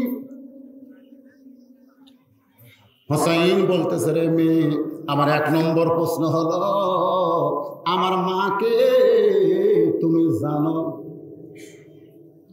হয়তো আলী চমকে উঠছে, হয়তো আলী চমকে উঠছে। কে আমি বেটার সাথে আছি, আর বেটা বাপের কথা না কয়ে মায়ের কথা কয়। কারণ বাংলাদেশের প্রত্যেকটা বাপ ছেলে যখন খারাপ হয় তখন দোষ কাট দেয়। তোর পেটের থেকে কি মাল বার আছে দেখছো? এত খারাপ, তোর পেট থেকে কি বার আছে? আর ছেলে যখন গোল্ডেন এপ্লাস পায় তখন কি কয়, আল্লাহ আমাকে একটা ছেলে দিছে রে। ও গোল্ডেন এপ্লাস হবে তোমার ছেলে, খারাপ হলে তোমার বইয়ের হযরত আলী চোখের পানি বের করে মনে মনে কয়, আমি যে ছেলেটার সঙ্গে আসলাম, ছেলেটা বাবার কথা না বলে মায়ের কথা কেন বলতেছে? সঙ্গে সঙ্গে হোসেন বাবার দিকে তাকায় দেখে বাবার মনটা খারাপ। বাবা আনন্দে মাতিয়া সাগরে ভাসাইয়া সেই যে চইলা যায়, খবর লয় না মাজন ধরিয়া উদরে, কতই কষ্ট করে 10 মাস পরে পায় প্রসবের বেদনা। এমন দরদি ভাবে কেউ হবে না আমার মা, মা গো। কি বলবো প্রসবের কথা, মা বিনে সেই ব্যথা কেউ তো বুঝিবে না। মাজন ঠেকিয়া সন্তানের দায় অকালে মা মারা যায়, মাজন ঠেকিয়া সন্তানের দায় অকালে মা মারা যায়। কেন সে মায়ের ভক্তি করো না, এমন দরদি ভাবে কেউ হবে না। সবাই বলেন আমার মা গো। মায়ের 1 ফোঁটা দুধের দাম, বলেন 1 ফোঁটা দুধের দাম, কাটিয়া গায়ের চাম, পায়ের জুতা বানাইলে ঋণের শোধ হবে না। অবশ্যইনাল ইনসানা বিওয়ালিদাইহি ইহসানান হামালাতুহু উম্মুহু। আল্লাহ বলতেছে তোমাদের মা। হাসানকে জায়গায় ভুল কইছে, বাবার কথা না বলে মায়ের কথা কেন বলতেছে? কারণ প্রত্যেকটা সন্তান ভালো না মন্দ এটা নিরূপণ হয় মায়ের ভিতর দিয়ে। একটা খ্রিস্টান নেপোলিয়ন বলেছে, তোমরা একটা ভালো সন্তান যদি চাও, ভালো একটা মা, ভালো মায়ের দরকার, ভালো বাপের দরকার না। আমার মায়েরা যদি নষ্ট হয়ে যায়, বেফর্ত হয়ে যায়, সমাজের মধ্যে বিশৃঙ্খলা হয়ে যায়, মেয়েদের জোরে কোরআন তেলাওয়াত করা জায়েজ নাই, আর 2 মেয়ে ঝগড়া লাগছে উত্তর পাড়ায়, দক্ষিণ পাড়ার মরদেরা থরথর করে কাঁপতেছে, কি ঝড় শুরু হলো রে। আপনারা বলেন, আপনাদের বউ যদি চিল্লাচিল্লি করে আপনার জান্নাতে যাওয়া সহজ হবে? এদের ছেলের মাকে এখন থেকে সাইজ করা লাগবে বাবা। হোসেন বললেন, রে মেয়ে, আমার 1 নম্বর প্রশ্ন হলো আমার মাকে তুমি জানো? আমি কোন মায়ের সন্তান? সঙ্গে সঙ্গে মেয়েটা পর্দার ওপার থেকে বলে, হোসাইন আপনার মাকে আমি চিনি। সাল্লাল্লাহু আলাইহি ওয়াসাল্লাম বুঝতে পারেননি। হোসেন প্রশ্ন করেছে আমার মাকে তুমি জানো, কিন্তু উত্তরে বলে আমি চিনি। যেই কইছে চিনি, ওমর ফারুক জিব্বা কামড় খাইছে। কামড় খাওয়ার কারণ হলো হোসেনের মা কি পাড়া বেড়ানি নাকি যে গোটা পাড়ার লোক চিনবি? যে হোসেনের মা ফাতেমাকে গভীর রাত্রে কবর দেওয়া হয়েছে, সুবহানাল্লাহ বলেন। কবরের পাশে কেউ ছিল না, শুধু হযরত আলী। আল্লাহকে বলতেছে, আল্লাহ আমার ফাতেমা পর্দা নিশি, আমি পর্দার মধ্যে রাত্রিবেলা তাকে অন্ধকারে কবর দিয়েছি, আল্লাহ আমার ফাতেমাকে তুমি মাফ করে দাও। এই মাফের কথা বলে কবর দিকে তাকায় দেখে আর কবরই নাই। 4-5টা পুরাতন কবর দেখা যায়, কে রে? এইমাত্র ফাতেমার কবর দিলাম, সেই নতুন কবর কোন জায়গায়? আলী গোটা জান্নাতুল বাকি দৌড়ার বলে ফাতেমার কবর, ফাতেমার কবর কোথায়? ফাতেমার কবর কে যেন বলে, আলী রে আমার ফাতেমা পর্দা নিশি, আমি আল্লাহ জোহরা ডিগ্রি দিয়ে তার কবরকেও কিয়ামত পর্যন্ত পর্দা করেছি। যার কবর পর্যন্ত চিহ্ন নাই, আর ওই মেয়ে কয় আমি চিনি। আলী কান্দের কয়, তুই কি কোষ রে পাগড়ি? আমি হোসেনের বাবা, ফাতেমার স্বামী, তারপরও আমি আজ পর্যন্ত পুরোপুরি চিনবার পারিনি। গভীর রাত্রে হযরত আলী ঘুম থেকে চেতন পায় থেকে ফাতেমা নাই। এখন বলেন, যত বড়ই হুজুর স্বামী হোক, চেতন পায় বউ কাছে না থাকলে কি হবে? সন্দেহ হবে না? হয়তো আলী তাকায় দেখে দরজা খোলা, দরজা খোলা। কিরে দরজা খোলা? গভীর রাত্রে তাকায় দেখে মরুভূমির ভিতরে কালো চাদর এরকম মাথার উপর দিয়ে খুব জোরে জোরে ফাতেমা হাঁটতেছে। আলী সন্দেহ হয়ে গেল, গভীর রাত্রে আমাকে একলা থুয়ে বউটা আমার চাই কোথায়? পিছনে পিছনে নিরাপদ দূরত্ব বজায় রেখে হাঁটতেছে।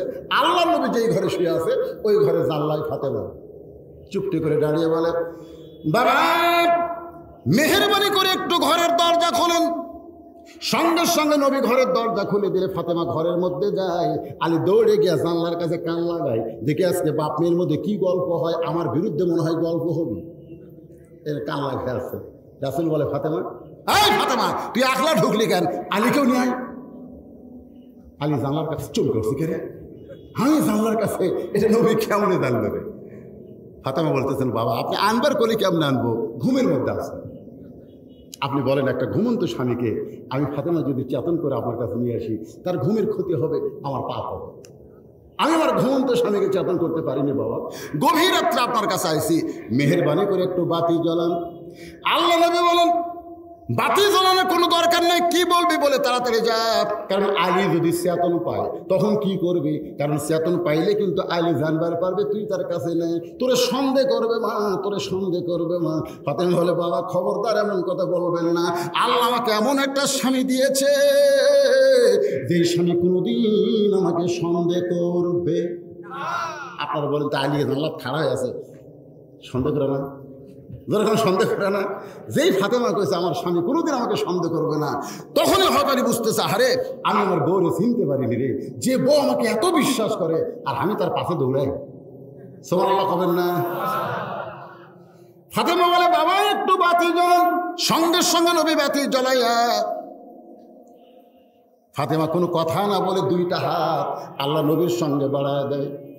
রাসূল বাতির আলোতে দেখতে পায় হাতের তালু আছে কিন্তু চামড়া নাই, 2টা হাত গোস্তের টুকরার মতো লাল দেখতে পায়। ফাতেমা বলে, বাবা এর আগে বহু বলেছি কিন্তু কাম হয়নি বাবা, আজকে নিজের চোখে দেখেন এই 2টা হাত দিয়ে কি আর আমি যাতা ঘুরাবার পারি বাবা? মেহেরবানি করে 3টা দিনের জন্য একটু খাবার দেন, যে খাবার আমার হাসান হোসেন তার বাবা খাবে, তারা যেন বুঝতে না পারে আমি এত বিপদে রয়েছি। আল্লাহ রাসূল ঘরের কোনায় গিয়ে বলে, মাবুদ দুনিয়ার কত সুন্দর সুন্দর ধনী যুবক আমার ফাতেমাকে বিয়ে করবার চাইছিল, আপনি হ্যাঁ হো কিছুই কর না। আলীর আমার বিবি মেয়ের জন্য আপনি স্বামী হিসাবে কবুল করলেন, এখন আলীর সঙ্গে ঘর করে আমার মেয়েটা যে কত কষ্ট আছে আল্লাহ, যদি আমি শুধু নবী হইতাম তোমার কিছুই বলতাম না, কিন্তু একজন বাবা হওয়ার কারণে বড় কষ্ট হয়। সঙ্গে সঙ্গে ফাতেমা মাথায় ঘোমটা দিয়ে নবীর ঘর থেকে বাইরে যায়। রাসূল বলে, ফাতেমা বাইরে যাস কেন? ফাতেমা কান্দের বলে, বাবা আপনার কাছে সাহায্য নিবে আইছি, তাই বলে আমার স্বামীর বিরুদ্ধে আপনি আল্লাহর কাছে বলবেন, এইটা শোনার জন্য আমি আসিনি বাবা। আপনি জানেন না বাবা, আল্লাহর পরে কাউকে যদি সেজদা দেওয়ার হুকুম থাকতো আপনি বলেছেন স্বামীর পায়ে সেজদা করো। আমি সেদিন থেকে আল্লাহর পরে আমার স্বামীকে এত ভালোবাসি, আমার স্বামীর বিরুদ্ধে, কিন্তু বললে আমি ফাতেমা আর সহ্য করতে পারি না। রাসূল বলে, তুই কে মা, তুই কে রে? আমি নবী হইলেও তো তোরে চিনতে পারলাম না। আল্লাহ বলে, হাবিব, আপনি হলেন পুরুষের আদর্শ, আর আপনার মেয়ে হলো নারীদের আদর্শ। আলীর চোখে দর দর করে পানি পড়তেছে। অনেক সময় পার হয়ে যায়, মেয়েটা বিরক্ত হয়ে বলে, হোসাইন 1 নম্বর প্রশ্ন করলেন, আমি উত্তর দিলাম, হইল কি হইল না? আপনার 3টা বিচারক যে কথাই কর না। আপনি প্রশ্ন করলেন আপনার মাকে, আমি বললাম চিনি, হলো কি হলো না, কথা কর না কেন? ওমর ফারুক বলে, কেমনে হবে? হোসাইন প্রশ্ন করেছে আমার মাকে তুমি জানো, আর তুমি উত্তর দিলে কেমনে চিনবা? তুমি হোসেন মাকে চিনো? মেয়েটা বলতেছে, হোসাইন, আপনার মায়ের চোখের ভুরু জোড়া ছিল, আপনার মায়ের বাম গালে কালো একটা তিল ছিল, থুতনির তলে লাল একটা দাগ। সঙ্গে সঙ্গে আলী কান্দের বলে, মা যা বলছে বলছে, আর বলো না। এখানে 3 জন পুরুষের মধ্যে একজন পরপুরুষ রয়েছে। এখানে 3 জন পুরুষের মধ্যে একজন কি পুরুষ? আপনার বলো তো সেই পরপুরুষের নাম কি? দেখছেন, ফাতেমা দুনিয়া থেকে চলে গেছে, সেই ফাতেমার বর্ণনা সহি বর্ণনা, মানে যেটা দেখা বর্ণনা, সেই বর্ণনা একটা পরপুরুষের সামনে দেওয়া হবে। আর আমাকে মুরিদের বইয়ের কাছে পীর সাহেব কি পুরুষ? কথা কই না রে বাঙালিরা, কথা কই না। আপনাকে এলাকাতে মনে ভণ্ড নাই। তুই তো মুরিদ নিবি, তুই বউ কিছু পাইনি, তোর বউ মুরিদ করাবি না? তা সে বউকে বলতেছে, আমার বাপদান তো তোমাকে মুরিদ দিবার চায়, বউ তো একখান তুলে আসে, চলো যাই। পীর সাহেব বলতে, তুই মুরিদ দিছিস? বলে, হ্যাঁ হুজুর, 1 বছর আগে। তোর বউ তখন লাইনি, তুই বেড়া থাক, তোর বউ ভিতর ঢুকে দে। আর টাটকা বউ ভিতর ঢুকে দিছে, বাবা দরজা বন্ধ করে দিছে, দিয়ে লাহুত সবক, লাহুত বোঝেন কিছু? যেদিন কোরআন দিয়ে বাংলাদেশ চলবে, ভণ্ডদের রাস্তা না, গোটা বাংলার জমি থাকবে না। ইসলামের সবচাইতে ক্ষতি করে এরা, এই ভণ্ডরা। আমার দয়াল বাবার দরবারেতে কেউ ফিরে না খালি হাতে, ইয়াকা নাবুদু ওয়া ইয়াকা নাস্তাইন। সূরা ফাতিহার মধ্যে যখন আপনি পড়েছেন, এইটা বলা আপনার জন্য শিরক হয়ে গেছে। কারণ মুমিন মুসলমান করে বাবার কাছে যাবে না। মুমিন মুসলমান নামাজে 5 বার কার কাছে দাঁড়াবে? কথা বলেন না, কার কাছে? সূরা ফাতিহার মধ্যে আল্লাহ শিক্ষা দিয়েছে, ইয়াকা নাবুদু ওয়া ইয়াকা নাস্তাইন। আলী কান্দের বলে, মা তুমি কেমনি বলতে পারো চোখের ভুতু জোড়া? এটা আমি আলী বলতে পারি, কারণ আল্লাহ রাসূল বলেছেন, 2 বিবির এই যে ভুরুর জোড়ার মাঝখানে কেউ যদি একটা মহব্বতের সুমা দেয়, তারা আমল নামায় একটা নফল হজের সওয়াব আল্লাহ দেয়। সুবহানাল্লাহ। সবাই করলো না রে? আমি কি বলছি? প্রেমিকার না বইয়ের? 2 বইয়ের যে ভুরু নেই, ভুরু এর মাঝখানে আলী বলতেছে, রে মা, ফাতেমার বাম গালে কালো একটা তিল ছিল, আমি বলতে পারবো স্বামী হওয়ার কারণে। থুতনির তলে লাল একটা দাগ ছিল, বলতে পারি, কিন্তু তুমি কেমনে বলবা? মেয়েটা বলে, হোসাইন, ওই রোমের জেলখানায় যখন বন্দি ছিলাম, শেরদিল কারারক্ষী সকালবেলা আমাকে 3টা চাবুক মারতো, বিকালবেলা 3টা করে চাবুক মারতো। এই চাবুকের আঘাতে জর্জরিত হয়ে একদিন বিরক্ত হয়ে আল্লাহকে বললাম, আল্লাহ, তোমার কলেমা, তোমার ঈমান নিয়ে রোমের জেলখানায় আর এইভাবে আমাকে কষ্ট দেয়। তুমি আল্লাহ আছো আসমানে, তোমার নবী আছে মদিনায়, আমাকে দেখার মতন এই জেলখানায় কেউ নেই। এই কথা বলতে বলতে আমি যখন বেহুশ হয়ে চলে গেছি, এমন সময় দেখি ওই জেলখানায় আমার শরীরের পাশে নূরের একটা পুতুলি বসে বসে কাঁদতেছে। আমি বললাম, কে গো আপনি? জান্নাতের হুরি না বেহেশতের পরী? আমার মাথায় হাত দিয়ে বলে, মা, আমি জান্নাতের হুরিও না, বেহেশতের পরীও না, আমি জান্নাতুল বাকি থেকে এই জেলখানায় দেখতে এসেছি, আমার নাম হইল ফাতেমা। মেয়েটা বলে, হোসেন সঙ্গে সঙ্গে আমি আপনার মার চেহারার দিকে দেখি, গোটা শরীরের কিছুই দেখতে পাই না, শুধু মুখটুকু দেখতে পাই। ওই মুখটুকুর মধ্যে চোখের পুরো জোড়া দেখেছি, বাম কালে কালো একটা তিল দেখেছি, থুতুর তলে লাল একটা দাগ দেখতে পাই। সঙ্গে সঙ্গে হোসেন চিল্লে বলে, রে মেয়ে, 1 নম্বর প্রশ্নের উত্তর যেমন আশা করেছিলাম তার চাইতে 100 গুণ তুমি সুন্দর দিয়েছ। ওমর ফারুক বলতে চালি, ভাই আমার ঘরটায় আল্লাহ কবুল করছে। হোসেন বলে, এত সহজ না, 3টা প্রশ্নের উত্তর দিলে বিয়ে করব, 1টা দিলে করব না। ওমর ফারুক বলে, হোসেন তাহলে 2 নম্বর করো। হোসেন বলতেছে, আমার 2 নম্বর প্রশ্ন হলো, তুমি 6 বছর বয়সে ঈমান গ্রহণ কেমনে করবে? তুমি বলেছ তোমার দাদা খ্রিস্টান, তোমার মা খ্রিস্টান, তোমার বাবা খ্রিস্টান, রোম দেশে সকলেই খ্রিস্টান। এই খ্রিস্টান দেশে তুমি 6 বছর বয়সে ঈমান কেমনে পাইলে? ওমর ফারুক চুপ করছে, কারণ এই প্রশ্ন তো উমরেরই করার কথা। 2 পাহাড়ের মাঝখানে যখন দেখা হয়েছে, ওমর ফারুকের এই প্রশ্ন করার দরকার আছে কিনা বলেন? যেই প্রশ্ন উমর করতে পারে না, সে প্রশ্ন কে করছে? মেয়েটা বলে, হোসাইন 6 বছর বয়সে ঈমান কেমনে পাইলাম? রে যুবকেরা, বাবাদের একটু মনোযোগ দিয়ে শোনেন। এমনি এমনি ঈমান পাইছি বলে ঈমানের গুরুত্ব কম, কারণ আমার দাদা মুসলমান, আমার বাপ মুসলমান, আমিও মুসলমান, জন্মসূত্রে মুসলমান, এই জন্যে কিন্তু আমাদের ঈমানের গুরুত্ব নেই। মেয়েটা বলতেছে, আমি যখন পড়ন্ত বিকালবেলায় আমার দাদা হাত ধরে বলতেছে, নাতনি রে, আজকে রোমের রাজ দরবারে খেলা হবে, তুই কি খেলা দেখতে যাবি? মেয়েটা বলে, হোসাইন আমার দাদা যখন বলতেছে রাজ দরবারে খেলা হবে, তুই কি খেলা দেখতে যাবি? কারণ আমার দাদা সাধারণ কোনো মানুষ না, আমার দাদা হলো রোম সম্রাট কাইসার। এ মেয়ে তো সাধারণ কোনো মেয়ে না রে, রোম সম্রাট কাইসারের নাতনি। মেয়েটা বলতেছে, হোসাইন আমি পড়ন্ত বিকালবেলায় রাজ দরবারে যখন বাবার দাদার সঙ্গে খেলা দেখতে আসলাম, আসার পরে দেখি আমার দাদার পাশে ছোট্ট একটা চেয়ার সাদা রাখছে। ওই চেয়ারে আমি বসে বললাম, দাদু ভাই খেলা দেখার কথা বল, আপনি আমার নিয়ে আইলেন, খেলাটা কোন জায়গায়? আমার দাদা বলে, ওই যে তাকায় দেখ। মেয়েটা বলে, হোসাইন শোনেন, 6 বছর বয়সে কেমন ঈমান পাইলাম একটু মেহেরবানি করে আপনারাও শুনেন। আমার দাদা বলে, ওই যে তাকায় দেখ। আমি তাকায় দেখি কালো কাপড় দিয়ে চোখ বাঁধা, কালো রশি দিয়ে লোকটার হাত বাঁধা, চেন দিয়া 2টা পা আটকানো আছে। আমি বললাম, দাদু ভাই খেলা দেখার কথা বলে নিয়ে আসলেন, ওইটা তো একটা মানুষকে আমি দেখতে পাই। আমার দাদা বলে, ওটা মানুষ না, ওইটা মানুষ না। আমি বললাম, দাদা মানুষ যদি না হয় তাহলে ওইটা কি? আমার দাদা বলতেছে, ওইটা হইল মুসলমান। আসলে কিন্তু রোম সম্রাট কাইসার তার নাতনিকে যেটা বলেছে ওইটা মুসলমান, ওটা কিন্তু তাচ্ছিল্য করে বলেছে। ওটা মানুষ না, ওটা কি? মুসলমান। ওটা মানুষ না, ওটা কি? জঙ্গি। ওটা কি রে? জিএমবি। আমার মেজো মেয়ে একদিন আমাকে বলতেছে, বাবা মাঝে মধ্যে যে টিভিতে খবর দেয় আজকে 10 জন জঙ্গি ধরা পড়লো, এরা কোন জঙ্গলে থাকে? আমার মেজো মেয়ে আসলে বুঝতে পারেনি। তা আমি তখন বললাম, মা যেদিন তোমার বাবা ধরা পড়বে সেদিনও বলবে আজকেও একটা জঙ্গি ধরা পড়ছে, বুঝলু রশিদ? তখন মেয়ে চমকটে কাঁদতেছে, বলতেছে, বাবা আপনি ধরা বলে জঙ্গি কেন, আপনি কি জঙ্গলে থাকে?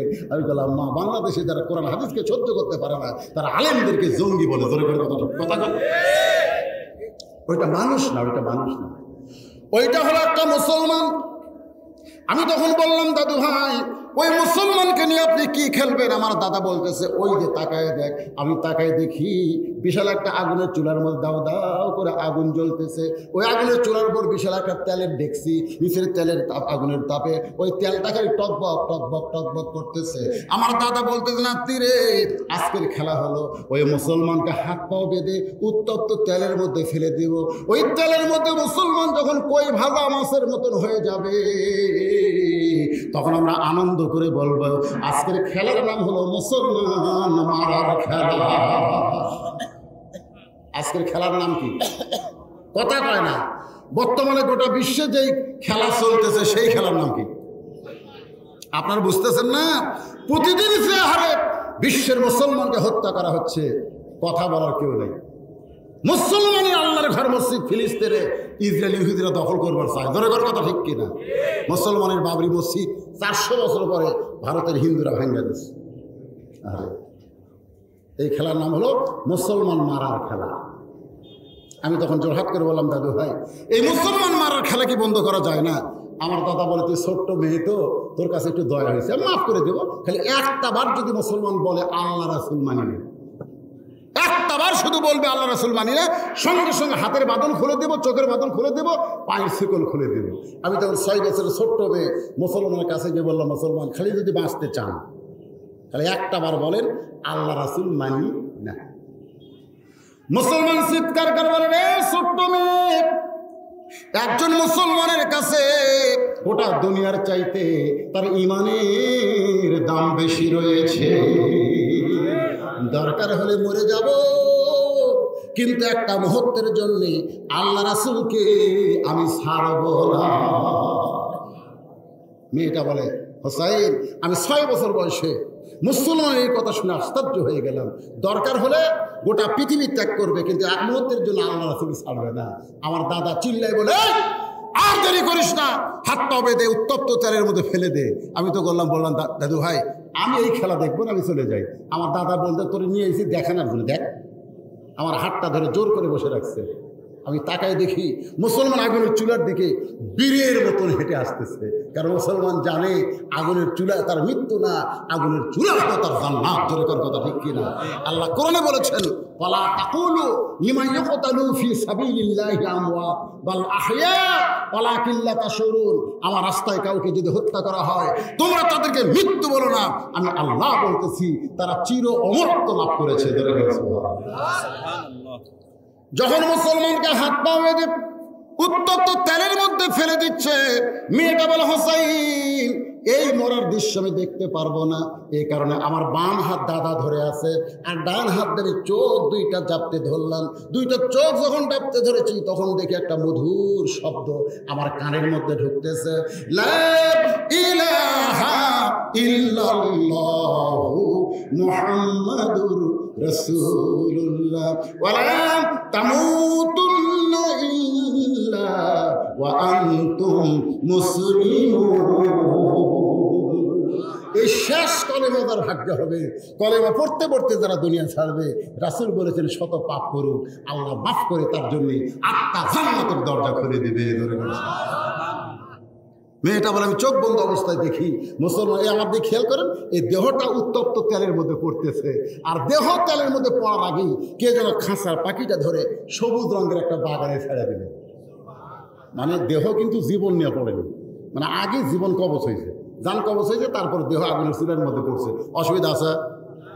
এই দৃশ্য দেখার পর আমি হ্যাঁচকা টান দিলাম, এক দৌড়ে আমি আমার মায়ের কাছে গিয়ে বললাম, মা লা ইলাহা ইল্লাল্লাহ মুহাম্মাদুর রাসূলুল্লাহ। আমার মা বলতে যে খেলা দেখ পারে দেয়, এই মুসলমানের কলমা কোথায় পাইলি? এই কলমা কইলে তোর দাদা বাপ তোরে মাইরা ফেলবে। আমি তখন বললাম, মা এই কলমাওয়ালারা কোনোদিন মরে না। সুবহানাল্লাহ। আমরা কি কলমাওয়ালা না? আমাদের কি কলমা আছে না? নাই। এই কলমাওয়ালারা কোনোদিন মরে না। নিজের চোখে দেখলাম উত্তপ্ত তেলের মধ্যে পড়তেছে, দেহ পড়ছে, কিন্তু পাখিটা এখন জান্নাতের ইল্লি নামক বাগানে ঘুরতেছে। মেয়েটা দৌড়ে এসে তাকায় দেখে দাদা তার সৈন্য নিয়ে আনন্দ মিছিল করতেছে, মুসলমান পুরা শেষ হয়ে গেছে।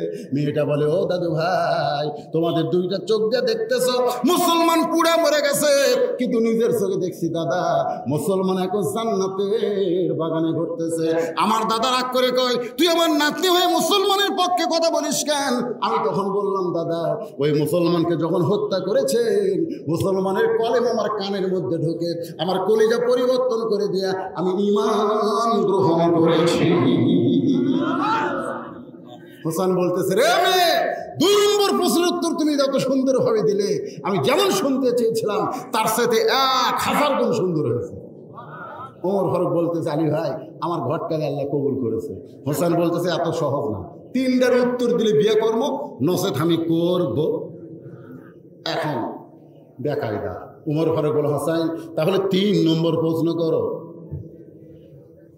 কঠিন গরম লাগতেছে আমাকে, আপনাদের গরম লাগতেছে, বাতাস ঢোকার মতন কোনো বুদ্ধি নেই। তারপরেও আপনারা ঘড়ি ধরে 12:15 পর্যন্ত, কত বাজে? 12:15। এখন একটা প্রশ্ন আছে, আপনারা কি শুনবেন? কারা কারা শুনবেন? আল্লাহ একটু হাত বাঁচাতে দেখি।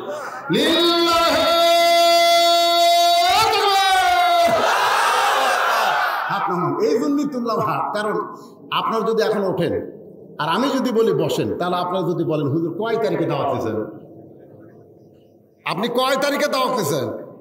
20 তারিখে দিল্লি সেল, এখন 21 তারিখ দেখা যায়। আমার ঘড়ির তারিখ দেখা যাচ্ছে, এটি লেখা হচ্ছে 21, সাদার মধ্যে 21 অক্টোবর। তার মানে বোঝা গেল 20 তারিখ আর নেই।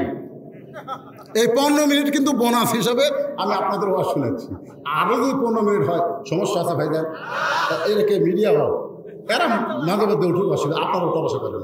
আর একটা প্রশ্ন, মারাত্মক প্রশ্ন, এই যুবকেরা তোমাদের জন্য অত্যন্ত অত্যন্ত হেদায়েত সম্পন্ন প্রশ্ন। বাবা একটু মনোযোগ দিয়ে শোনো। প্রশ্ন বলার আগে একটা গান গাবো, শুনবেন? মনের ঘরে তালা দিয়া চাবি নিয়া আছেন সাই, আমি অধম শব্দ কি তার, হুকুম ছাড়া বাইরে যাই, হুকুম ছাড়া বাইরে যাই। আমার দুই কান্দে দুই মুহুরি, লিখিতেছেন ডায়েরি, দলিল দেখে রায় দিবে, টাকা পয়সার নাই কারবার। সবাই বলেন আছেন আমার মুক্তার, বলেন আছেন আমার ব্যারিস্টার। সেই বিচার কোন বিচার? যেরকম কোন বিচার? বাংলাদেশের বিচারে মনে হয় কি হয়, প্রত্যেক দিন একটা করে নাটক করতেছে, আমাকে নিয়ে আসতেছে আর একটা একটা করে নাটক করতেছে। এ বাংলাদেশের বিচার কোনো বিচার না, বিচার হবে শেষ বিচার। এই জন্য তো একটা গান আছে, যদি ফুলগুলো হয় অভিমানে ঝরে যায়, আমি মালা গেথে বলো কারে পরাবো, সে যে কেন এলো না, কিছু ভালো লাগে না, কবরে আসুক, কবরে আসো, কবরে আসো তারে আজকে তারা হামবে তাম্বে করতে যায়, খালি মরিয়া দেখো। আছেন আমার মুক্তার, আছেন আমার ব্যারিস্টার, আছেন আমার মুক্তার, আছেন আমার ব্যারিস্টার। সেই বিচারের হাইকোর্টেতে তিনি নয় করবেন পার, আমি পাপী তিনি জামিনদার। সেই দিনে সে স্টেশনে, স্টেশন মানে হাসরের ময়দান, দরকার স্টেশন মানে কি? সেই দিনে সে স্টেশনে থাকবে নানান প্যাসেঞ্জার, দ্রুত জানে পার হবে সে, টিকিট কাটা আছে যার, পারাপারে থাকলে তারা সঙ্গে নিয়ে গাড়ি ভাড়া, জবাবদিহি করতে হবে ধরলে টিকিট কালেক্টর। আমি পাপী, সবাই বলে মোহব্বত করে বলে, গুনাহ হবে, আমি পাপী তিনি জামিনদার। লিল্লাহে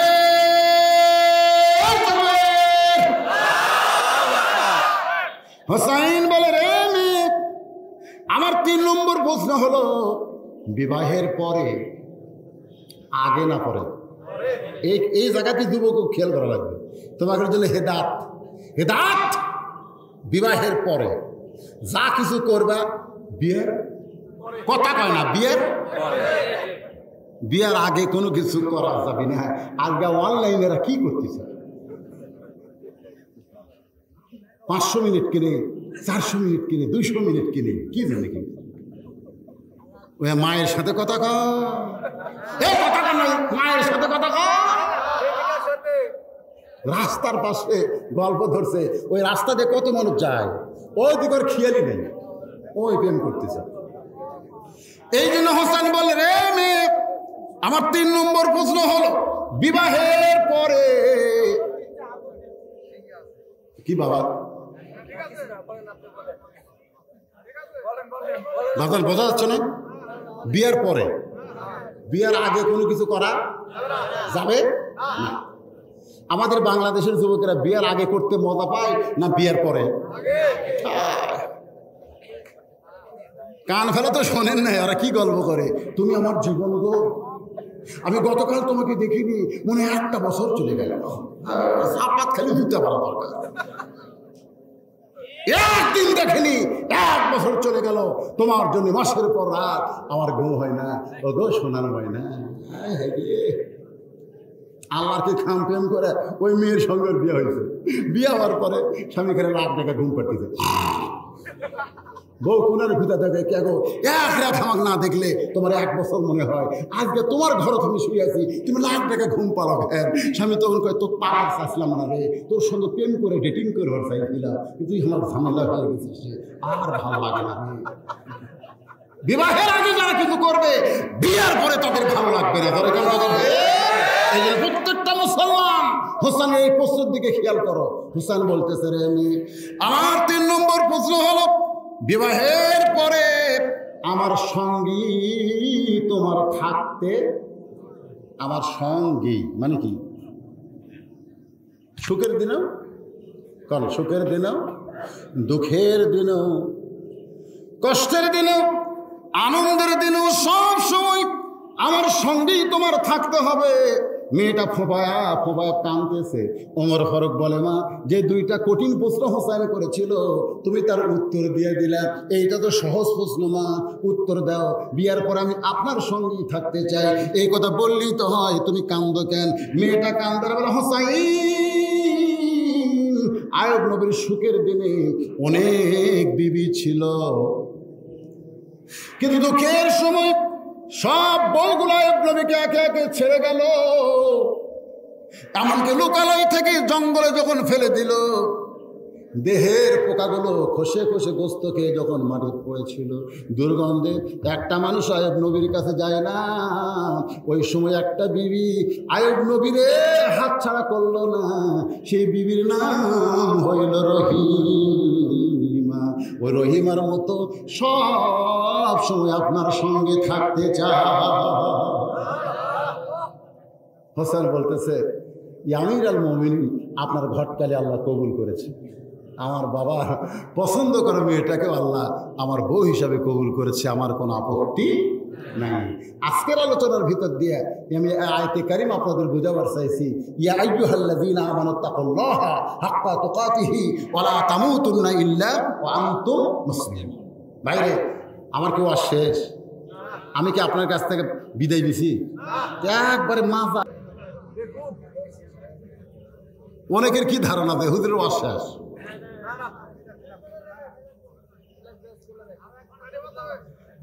পানি বদলাবে? আপনাদের কাছে শোনেন, সব মানুষের দরকার হয় না। বিশাল ধানের ঠিক, বিশাল ধানের ঠিক, সব কি ধান? যেরকম সব কি ধান? গৃহস্থ যদি বলে সবই ধান, একজন চালাক লোক হয়, ওই যে বড় ফ্যান আছে বাতাস দেয়, বড় ফ্যান যখন বাতাস দেয় ধানগুলো সব ওটিয়ে পড়ে, আর চিটা পাতান সব উড়ে উড়ে চলে যায়। ধানের মতোই ঢপ বাড়ে, কিন্তু ভিতরে দানা নেই। দানা না থাকলে বাতাসে উড়ে যায়। তো এখন যারা উঠতেছেন এরা কি চিটা পাতান? এই ক্যাডেট মাদ্রাসা আপনাদের এলাকায় হোক, এটা কারা কারা চান? আল্লাহকে দুইটা হাত দেখেন।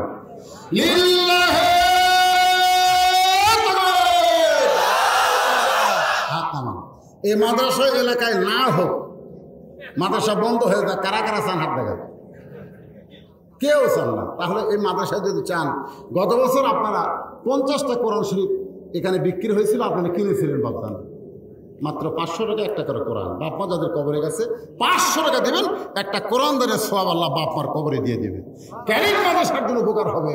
একটা কোরআন শরীফ কোন আল্লাহর পাগল বাপমাকে জান্নাতে দেওয়ার জন্য একটা কোরআন